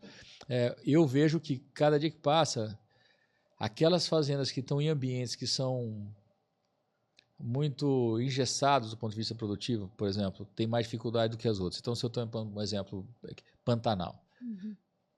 Olha, por melhor que eu seja no Pantanal, por exemplo, no Mato Grosso do Sul, eu tenho uma dificuldade hoje de lidar com os níveis de produtividade que são exigidos para que eu rentabilize bem os meus ativos do que numa outra região que eu tenho mais possibilidades. Então, essa flexibilidade de produção, né? Eu ter condição de ter uma lavoura que seja para produzir volumoso, isso tudo me ajuda, né? A logística tem me ajudado também. Então, tem uma certa ligação com isso. Acho que isso é um fato. E outra, são muito mais preocupados com as pessoas que estão dentro da fazenda do que aquelas que não estão dentro da fazenda. Ou seja, eu não se preocupo em treinar as pessoas e desenvolver as pessoas, mesmo que elas possam sair. Quer dizer, eu prefiro ter essas pessoas boas aqui, não, quer dizer, saindo, mas mesmo sendo treinado, do que as aqui sem ser treinadas. Aquele negócio do Ford lá. Isso é uma verdade. É um risco, mas a gente tem que fazer. Agora, o que eu percebo que treinamentos também, de forma isolada, também não tem resolvido. Então, as fazendas que eu vejo que têm um resultado melhor, elas constroem, né? É um caminho de desenvolvimento para o colaborador, não simplesmente treinamentos aleatórios. Porque tem muita gente que se defende e fala, treina os caras. Mas olha, é um treinamento de uma coisa, de maternidade, outra, não tem uma ligação, não tem uma preocupação efetivamente com o desenvolvimento das pessoas. Então, eu colocaria esses 3 pontos. Primeiro, a visão do gerente, do dono, essa visão mais de cima para baixo, mas, como você falou, para mim, tudo é o que você falou no início ali da economia. É a gestão dos recursos. No final, ele quer o resultado e ele está tentando gerenciar os recursos da melhor forma possível. Seja ele pasto, cerca, água, não importa. Vamos ver. Só que eu tenho a visão do todo na minha cabeça. Né? Eu não sou aquele cara, o pecuarista do boi só, né? Eu sou o pecuarista do negócio. É isso que eu penso. E o boi vai ser ótimo, mas geneticamente vai acontecer e tal. Sim. Esse é um fato. Eu preparar o meu ambiente para ser produtivo mesmo. Então, isso leva tempo, investimento. Eu tenho que ter essa preparação. E aí eu tenho que tomar cuidado com essas coisas, né? De muda uma coisa para outra, sai de cria, vem para recria, engorda. Isso aí é um problema hoje que a gente passa, né? Mas isso aí. E uma equipe que tenha um caminho de desenvolvimento melhor construído, né? Do que simplesmente ter. Acho que esses são os 3 pontos que eu levaria como eu já acho que o que você quiser, né? Isso tudo é banhado por alguém que é muito apaixonado pelo seu negócio. Não necessariamente apegado, né? Que é o que a gente falou. Você tem que ter um equilíbrio. Não adianta você viver só de paixão. Mas para você fazer bem, você precisa gostar daquilo para você buscar conhecimento constante sobre aquilo. Você ter uma linha de interesse sobre aquilo. E ter energia o suficiente para fazer. Você sabia que nós na empresa, há um tempo atrás, depois de várias mudanças e tal, principalmente lá atrás, ali, depois que a gente saiu 2 empresas da Terra, ali, a Integra, a Terra e tal, a gente foi buscar uma ajuda para entender um pouco melhor o nosso caminho, entender um ponto de vista mais filosófico assim, da empresa. E uma empresa lá de Campo Grande, ela pesquisou os nossos clientes, conversou com todo mundo e ela criou um manifesto. E ela criou a frase seguinte, que a emoção razão para produzir, emoção para transformar. E para mim isso é o que vale mesmo. Eu tenho que ter razão para produzir, mas sem emoção, Lígia, não transforma nada. Porque é duro fazer tudo isso. É duro estar aqui, é duro você ter da sua família em casa e você vir aqui para o seu escritório e transformar a Grifato, que eu vi no começo, eu nem sabia que existia Grifato no começo, porque eu não sabia que era Lígia lá, anos atrás, aí, correndo atrás das palestras e tentando entrar e construir a Grifato. Não é uma coisa simples, não é fácil manter isso, tem que ter energia de verdade e às vezes cansa, como qualquer um cansa. Dentro de uma fazenda é a mesma coisa. Então, eu acho que você já deve ter pensado em desistir algumas vezes. Milhões de vezes, né, meu? E sabe quem me disse isso também? Os meus clientes, eles falam muito. Eu tenho, como eu disse, privilégio de ter caras especiais, que talvez, Lígia, eu não teria acesso se não fosse a fazenda. Tem um lado interessante da fazenda, né, que é o ambiente. Então, tem empresários, não foi empresários, parece que a gente só gerente, não, tem pessoas que atingiram um nível na vida deles de conquista, não financeira só, mas de conquista, que você não teria acesso, talvez. E na fazenda, eles estão ali, naquele ambiente com você, e você é até íntimo do cara, vai jantar com o cara, vai conversar com o cara, eles contam as histórias. Todos eles, eles falam um monte de coisa do segredo do sucesso, que eu pergunto, né? Como você chegou até aqui e tal? E principalmente aqueles que saíram do nada, aí que eu gosto mesmo, né? Eu falo, não me motivo com o Steve Jobs, eu acho tudo gente boa, mas eu gosto do cara que eu consigo pegar, né? E aquele cara que era um engraxate virou um cara que, pô, vendia uma carroça hoje. Aquilo eu acho um negócio transformador. E eles todos falam de conhecimento, eles dão muito valor para o estudo, para o conhecimento, ao contrário do que as pessoas pensam, porque a maioria não teve, mas eles falam assim, pô, eu queria ter esse estudo e tal. Várias coisas. Mas muito para o trabalho árduo. Assim. Eles falam, eu acordei mais cedo e dormi mais tarde. Todos eles falam, 100% deles, todos eles trabalharam muito mais do que a média, com certeza. Gastaram muito mais energia do que a média. Levaram o negócio muito mais a sério. Não, aguentaram. Não, e é verdade, assim, sabe? E eu acredito nisso também. Se você quer, tem que gastar mais. Acho que eu fico tão, às vezes, assim, tão magoada num país igual ao Brasil, que demoniza tanto o empresário, né? Eu falo, nossa, gente, o cara... Ele acorda, dorme, sonha com o negócio, assim, pensando o dia inteiro nos problemas, né, nas preocupações e... Vocês não Lígia, fazem ideia, cara. É fácil um colaborador ganhar mais do que o dono da empresa. Você sabe que é fácil. É fácil. Claro que é fácil acontecer. Isso acontece. Claro o dono sustenta, né? Mas assim... Claro que é. Apostando numa ideia que talvez não dê certo, né? Tem uma parte de racional, mas tem uma parte de paixão também. Você sabe que isso é uma das coisas que mais... Você sabe que tem uma parte de ego também, né? Eu preciso fazer isso aqui dar certo, cara. Por quê? Porque eu tive essa ideia. Eu sei lá. Tem uma parte que é um eguinho também, que eu acho que é importante. Eu escutei o Guilherme Benchimol falar isso uma vez. Putz, eu vou te contar. Que é o fundador da XP. Vou confessar uma coisa aqui. Você sabe que você fala da terra ruim. Quando eu assumi a gestão da terra, né, as pessoas acreditam que... Tem uma ideia errada sobre isso, né? Acreditam que eu, como uma pessoa, representa a empresa e tem que andar o Brasil todo e ser o melhor técnico lá. Não é, a Terra nunca foi assim. Era um conjunto de técnicos e a gente tinha que ter uma gestão. E aí elegeram uma pessoa para, sei lá. O Antônio começou com isso. Depois, quando eu assumi isso, e a gente teve a divisão ali, né, há muito tempo, todo dia eu pensava nisso, nossa, isso aqui tem que dar certo, porque se eu quebrar isso aqui na minha mão, não vai acontecer, sabe? Eu não vou deixar isso aqui, porra, logo na minha mão, isso aqui. Cara, aí cada ano ficava mais fácil. Aí eu falei assim, passou 1, passou 2, e já se passaram 10. Todas as nossas características, a culpa, o ego, eu acho que todas elas têm um motivo de ser, senão não existiria. Interessante isso, né? Deus é perfeito, né? Eu sou cristã. Sabe que eu levo muito isso em consideração aos pais, né, da gente também. Eu acho que se você não pode deixar essas características te descontrolarem.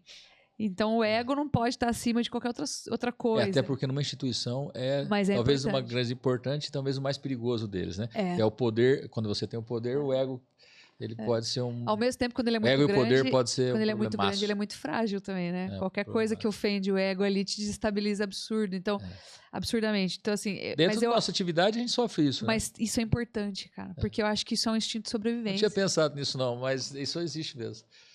O que você acabou de falar, cara, se isso quebrar na minha mão... Meu Deus. Se fosse muito fácil, Rodrigo, a gente relaxava com qualquer coisa, cara. As pessoas sabem que estão escutando os nossos funcionários, os nossos sócios, os colaboradores, sabe? Eu acordava todo dia com frio na barriga, como se fosse o último dia e tal. E aí você vai tentando acalmar, mas confesso que até hoje eu tenho isso comigo. Falo, meu Deus. Cara, nesse grau de preocupação, dormir já é o luxo, né? Acordar Acordar com frio na barriga. Não, é um negócio interessante isso. Mas é bom, né? Por outro lado, é o que você está falando. Se não fosse assim, como seria? Porque seria muito fácil, você concorda? Assim, tem como eu falo meus clientes, né? Um camarada fala isso para mim, Rodrigo, não é fácil, não tem como ser fácil, uma coisa dessa não tem como ser fácil, é duro mesmo, a luta é diária, mas é recompensador, pô. Agora, calma lá, tem como eu sempre fui muito cético com o final da jornada, né? Então, quando o camarada fala assim para mim, nós temos que aproveitar a jornada, eu falo, não, eu quero chegar no fim, eu quero, tipo assim, eu prefiro de avião do que de... Bobagem, né? Eu quero chegar no lugar, né? Mas depois eu fui compreendendo um pouco melhor isso, mas a gente vai criando situações, acho que isso tem uma inteligência, de você curtindo mesmo essa jornada. A gente faz porque a gente gosta também.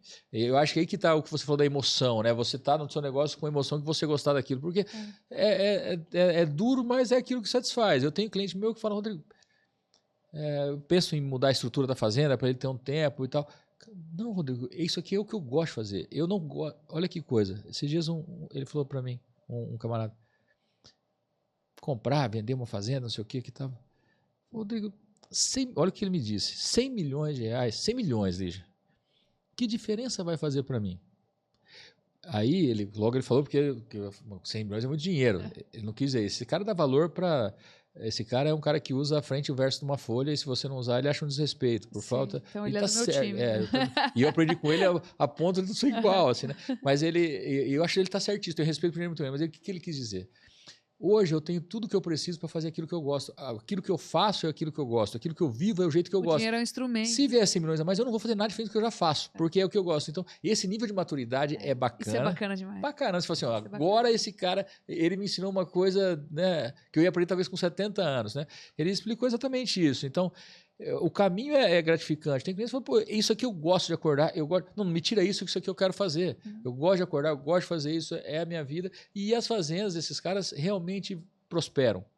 Por esse motivo, tem todo um comportamento. Não dá para fazer só no racional. Nós temos que ter emoção. Ele tem um pé no sonho e um pé na realidade. Legal isso, né? Quando ele falou, eu falei, como assim 100 milhões não vai fazer diferença? Ele falou, não, a questão é, eu não faço nada diferente por conta disso. E tem razão. Então, mas que você disse, o caminho é difícil mesmo, talvez, né? As pessoas falam, é difícil, é duro. É que assim, é trabalhoso, acho que esse é o ponto. Eu preciso trabalhar para fazer. E isso é uma dificuldade que a gente tem encontrado, já que é uma coisa mais técnica assim, com a implementação de projetos em fazendas que estão passando por um processo de sucessão.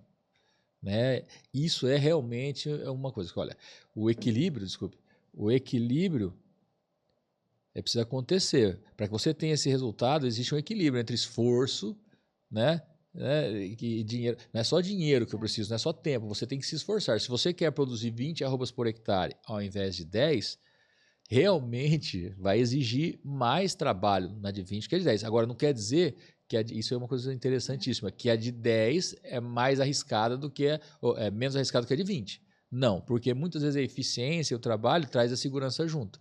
Eu tive numa fazenda, por exemplo, Lígia, que foi uma transformação também. Que coisa, né? Eu fui lá nessas fazendas que são todas confinadas, né? Cria confinada, tudo confinado. Aquilo eu já sou um cara menos intensivista, assim, eu já gosto do lúdico, então aquela coisa muito cheia, aquilo me assusta um pouco. E a grande lição que eu sei de lá é o seguinte, que lá era menos, na verdade, que lá era mais seguro, todo o processo de produção era mais seguro lá do que numa fazenda que produzia, no Pantanal, por exemplo. Como assim? A segurança tem a ver com a oscilação de resultado. Lá eles estavam muito mais seguros do que porque eles tinham comida guardada, tinha equipamento. Então, todo um ambiente controlado, quanto numa fazenda que está lá com meia UA por hectare, se chove dá certo, se não chove não dá errado, eu brinco, né? Então, isso é uma coisa diferente. Porém, cara, aqui o nível de trabalho, conhecimento, exigência, é diferente também. A gestão aqui, né? Intensificar sem gestão. Então, a gente tem que entender isso para poder colocar um processo efetivo de transformação dentro de uma fazenda. Com certeza. E isso é o mais difícil hoje no nosso negócio, nessa transformação, é ter esse conhecimento, que não é comprando alguma coisa na internet que você vai transformar uma fazenda de A para B, né? Isso que hoje é nosso através de gestão. Tanto que até o processo de trabalho da terra, desenvolvimento, mudou muito. A gente está muito mais ligado com esse processo de desenvolvimento, de atendimento dentro de uma fazenda para criar um caminho, para poder transformar do que era antes. Né? A gente está trabalhando muito nisso. Como que a gente constrói uma trilha aqui de desenvolvimento, qual o primeiro passo, segundo, para que a gente consiga criar esse caminho correto de transformação, né? Porque tem sido mais difícil, é mais imediato, né? Eu quero fazer, vou colocar dinheiro e vai dar. Não é bem isso, não, meu amigo. Mas tem jeito. Agora, para o cara que está ouvindo a gente, quer começar, está um pouco desorientado lá, como que é seu processo de começo? Ali vamos começar a colocar ordem nessa fazenda aqui. Qual que é o primeiro passo? Parece até ser uma coisa, né? Mas acho que primeiro é o conhecimento mesmo. Ele tem que a gente busca ter o maior conhecimento possível do ambiente que ele está, e principalmente, que é coisa tão antiga, né? Mas começa assim mesmo, porque a gente tem que tirar a ignorância do jogo. A ignorância no sentido de não conhecer, né? O desconhecimento. Então, olha, vamos colocar aqui, seja com número ou sendo você tendo os números ou não, vamos colocar a tua situação atual na mesa. Essa é a situação atual que você tem do ponto de vista financeiro, produtivo, gerencial, né? E você, qual que é o seu ambiente, onde você está agora? Eu acho que esse é o primeiro passo, assim, é ter um choque de realidade. Choque não, né? Mas ter esse contato com a realidade nua e crua das coisas. Acho que esse é o primeiro ponto mesmo. Porque daí por diante fica mais fácil construir. Porque se ele sabe hoje, e a gente, como graças ao trabalho de muita gente, a gente tem referências boas hoje, né? Esse benchmark, essas coisas todas ajudam muito, a gente consegue ali ter olha, você está aqui, dentro dessas suas condições, a gente consegue, no primeiro planejamento de longuíssimo prazo, hoje já nem resolve mais, nem existe mais. Né? Não consigo mais fazer uma coisa de 10 anos, 15 anos, não faz muito sentido, mas a gente vai construir uma... Vamos por etapas aí. Uma etapa. O primeiro projeto da fazenda pode ser esse aqui. Então, acho que isso é o primeiro passo mesmo, esse conhecimento.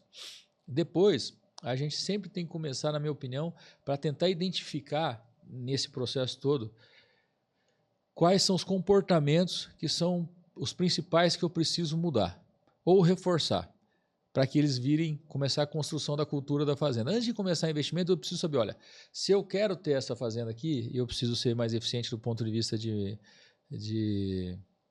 sei lá, vamos pensar em gestão, se preciso ter uma gestão melhor, eu preciso mudar alguns comportamentos ou reforçar. Eu vou ter que ser um pouco mais cético com os números, eu vou ter que fazer reunião, eu tenho que criar rotinas aqui e rituais de gestão. Então, a habilidade do técnico está em identificar quais são esses principais comportamentos. Porque a mudança cultural entra pelo comportamento, né? Como eu disse, é comportamento, hábito, costume e cultura. É assim que funciona. Então, eu vou identificar isso aqui. E aí vou começar a trabalhar para reforçar isso, porque isso é o que vai fazer com que a gente consiga executar tudo da maneira correta. Só que tem que definir as prioridades, é muita coisa para mudar. Então, esse é o segundo passo. Depois, é construir o planejamento mesmo. A ferramenta mais poderosa de uma fazenda, na minha opinião, é o planejamento. A gente também, na nossa empresa, a gente vê. Quando a gente consegue construir um bom planejamento, quando a gente consegue parar e colocar no papel ali, né, as etapas e tal, ajuda muito, principalmente para as pessoas que têm conhecimento do assunto. Então, erra quem acha que quem vai fazer o planejamento é um técnico que vai vir de fora para fazer. Não, ele vai ter a metodologia para tentar, com o seu conhecimento, vamos supor que você é o cara da fazenda, criar esse plano mesmo. E é plano mesmo, parece brincadeira, mas é isso, é construir um fluxo de caixa. Sem caixa não tem saúde mental. Então, é construir um fluxo de caixa, não existe. O cara sem... Eu achei que você ia falar saúde financeira, saúde mental. O cara não dorme, concorda? Eu não penso. Eu brinco assim, é que nem no dentista. Eu falo, você vai no dentista, você tem dois problemas. Uma dor de dente que não está fazendo você dormir e o outro é um problema na arcada dentária. E essa arcada dentária faz com que você não mastigue direito, e ela faz com que você tenha um problema lá, uma cárie, qualquer coisa. E o médico, o dentista, em vez de resolver a dor de dente, ele vai falar, não, vamos tratar a arcada dentária, que é o principal aqui. Por isso você está tendo tudo isso. Mas se você não tirar a dor de dente do cara na hora, ele nem pensar para... Então, o fluxo de caixa é a primeira coisa. Dor de dente. Então, eu acho que essa dor de dente, o caixa tem que estar saudável ali. Então, a construção de bom planejamento baseado em 3 caixas que eu falo. Até um técnico nosso, ele falou do Paraguai, uma coisa interessante. Eu sempre falei que a gente tem 3 caixas, que é dinheiro, caixa gado e pasto. Eu tenho que equilibrar esses caixas aqui, esses 3 caixas. Ele colocou o terceiro no Paraguai, que foi muito importante aqui no Chaco e tal, que é água. Então ele falou, às vezes eu tenho dinheiro, tenho pasto, mas não tenho água. Então ele colocou o quarto aí no jogo, eu achei inteligente. Adorei, né? Porque evoluiu uma coisa, falei, que bom. Mas esses 3, um planejamento baseado nesses 3 caixas, quando eu estou falando do ponto de produtivo, e efetivamente algum plano para construir uma equipe. Nós temos que ter alguma coisa na mesa para uma ideia de construir uma equipe. Como que a gente faz isso? E o que eu vou fazer? Se eu vou ter treinamento, se eu não vou ter, começar um organograma. Eu tenho que pensar na equipe nesse planejamento. Então, esse seria um segundo passo. Né? A partir daí, de verdade mesmo, é a gente criar o hábito de buscar a execução perfeita das coisas. Né, dentro daquilo que eu planejei, eu tentar ser mais efetivo mesmo no uso dos meus recursos. Né? Tudo bem, eu posso até ter errado aqui, não vou discutir se eu tenho que usar 0,1, 0,3, nível de implementação, mas se você vai usar, usa certo. Se preocupa porque aquilo tudo que você vai gastar custa caro. O quadriciclo ele pode ser uma ferramenta excelente na fazenda, mas ele ficar sendo usado para ficar correndo uma fazenda, andando à toa, ele é caro. Certo. Uma moto é excelente, ela substitui um carro, mas se ela ficar lá andando à toa, ela vai custar caro, porque hoje tudo é muito caro. Se ela não for usada também. Exato. Então entende? Essa preocupação com a alocação dos recursos e a utilização deles, eu acho que é determinante. Por isso que eu falo do comportamento ali e tal. Mas acho que é principalmente isso, é se conhecer bem, fazer um bom plano e essa coisa de monitorar, que é sempre a mesma história. A dificuldade na gente não está exatamente em saber como construir isso, é fazer isso acontecer. Porque isso a gente fala isso desde sempre, que é ponto A, ponto B, estratégia, porque é a filosofia do negócio. É assim que funciona. A dificuldade que a gente está tendo é realmente dar atenção para isso. É fazer isso como uma etapa importante para um processo de construção. Recentemente eu me peguei lá na empresa criando revendo o nosso planejamento estratégico e esse lance da transformação digital, essa coisa toda. E confesso, eu não sabia fazer. E eu estava enganado. Eu fui atrás de alguém que soubesse, eu fui atrás de curso para entender qual que é desse negócio, como que eu começo. E sabe o que eles falaram para mim? Exatamente o que eu estou falando. Comece entendendo bem o que você precisa, se você precisa de IA, se você precisa de uma digitalização, quer dizer, se conheça bem, entenda exatamente qual é onde você quer chegar e esses gargalos, que é tudo os princípios básicos. O problema é executar aquilo, né? Porque a gente quer pular um passo. A gente quer hoje, já conheço da fazenda, já vamos direto para o... Então, acho que esse é o principal. Muito bom. Eu fico até triste porque é sempre o mesmo, né? Nesse sentido. Mas é o que a gente tem buscado fazer melhor. Claro que o que acontece, né? A gente tem tirado muita gordura, né? Nós temos tirado muita gordura desse processo, porque isso é um problema também. Então, quando eu falo em planejamento, eu lembro que a gente tinha planejamentos construídos de 50, 60, 70 páginas, né?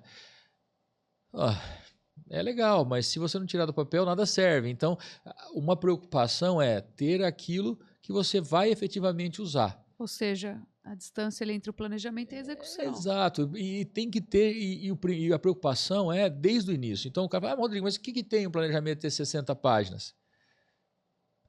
Tá certo, você vai ler, mas é muito difícil você acompanhar alguma coisa. Se você tiver um resumo... Esse nível de detalhe, ele tem um risco de um afastamento da realidade gigante. Agora, se eu tiver um papelzinho que resume aqui nas principais ações do trimestre para o meu gestor, talvez funcione. Mas ele pode olhar aqui, mas ele não vai abrir isso aqui. Ele vai abrir... Então, a preocupação que eu tenho que ter é mais do que só com a construção, é com como eu vou garantir a execução disso. Né? Isso acontece na minha empresa, por exemplo, um exemplo lá, né, que você está discutindo com RH não, administrativo, né?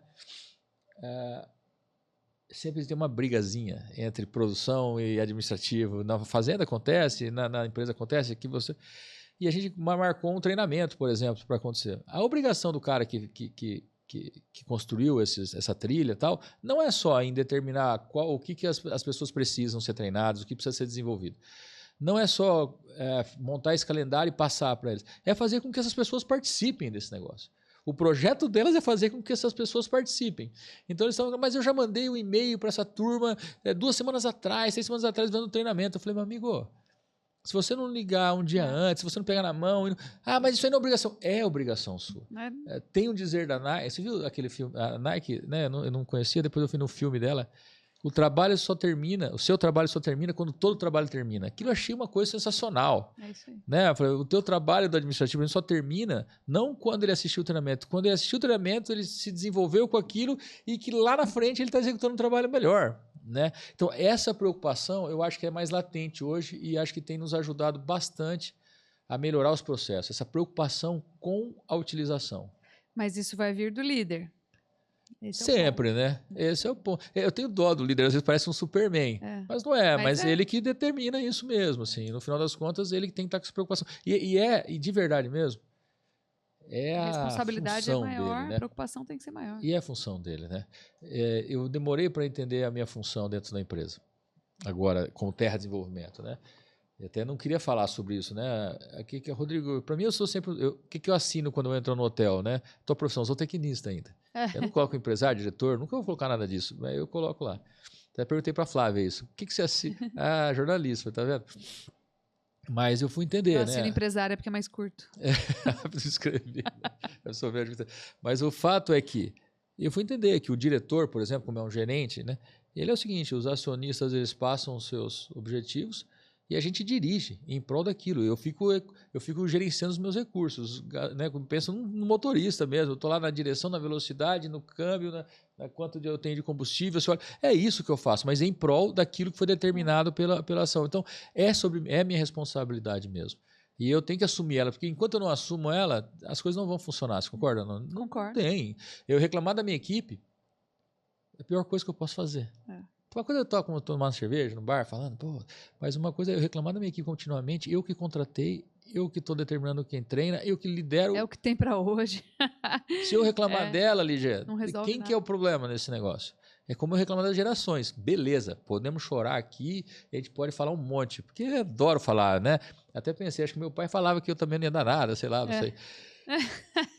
Tem um pouco disso, né? Mas o fato é, tá na nossa mão para resolver. E aí, vamos chorar aqui em cima ou vamos achar uma maneira de resolver isso? Ou vamos fechar nosso negócio e parar, porque sem gente, nem você, nem eu, nem a terra, nem a fazenda, ninguém vai andar.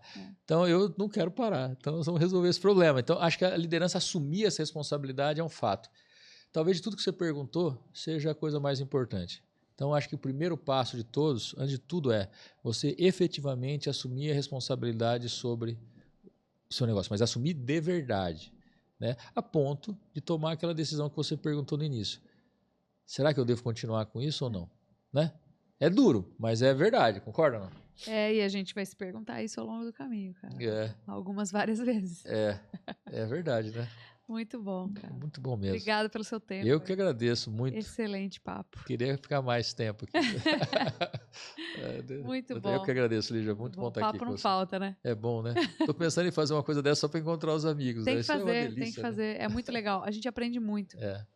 É. Você é um cara expositor, eu sou também, por natureza, então a gente tende a falar e trazer muito. E é bom a hora que a gente para escutar também. É muito bom. Na verdade, acho que foi algo que me engrandeceu bastante. Fazer esses papos assim. É gostoso escutar isso. Escutar gente igual você. E a gente tem essa oportunidade, né? O agro tem essa coisa, né? O agro ele tem uma diferença em grandes empresas, né? Eu estava numa empresa grande ontem e eles têm uma dificuldade de falar do negócio deles. Para mim e para qualquer outro, porque tem uma certa competição ali, né? E a luta.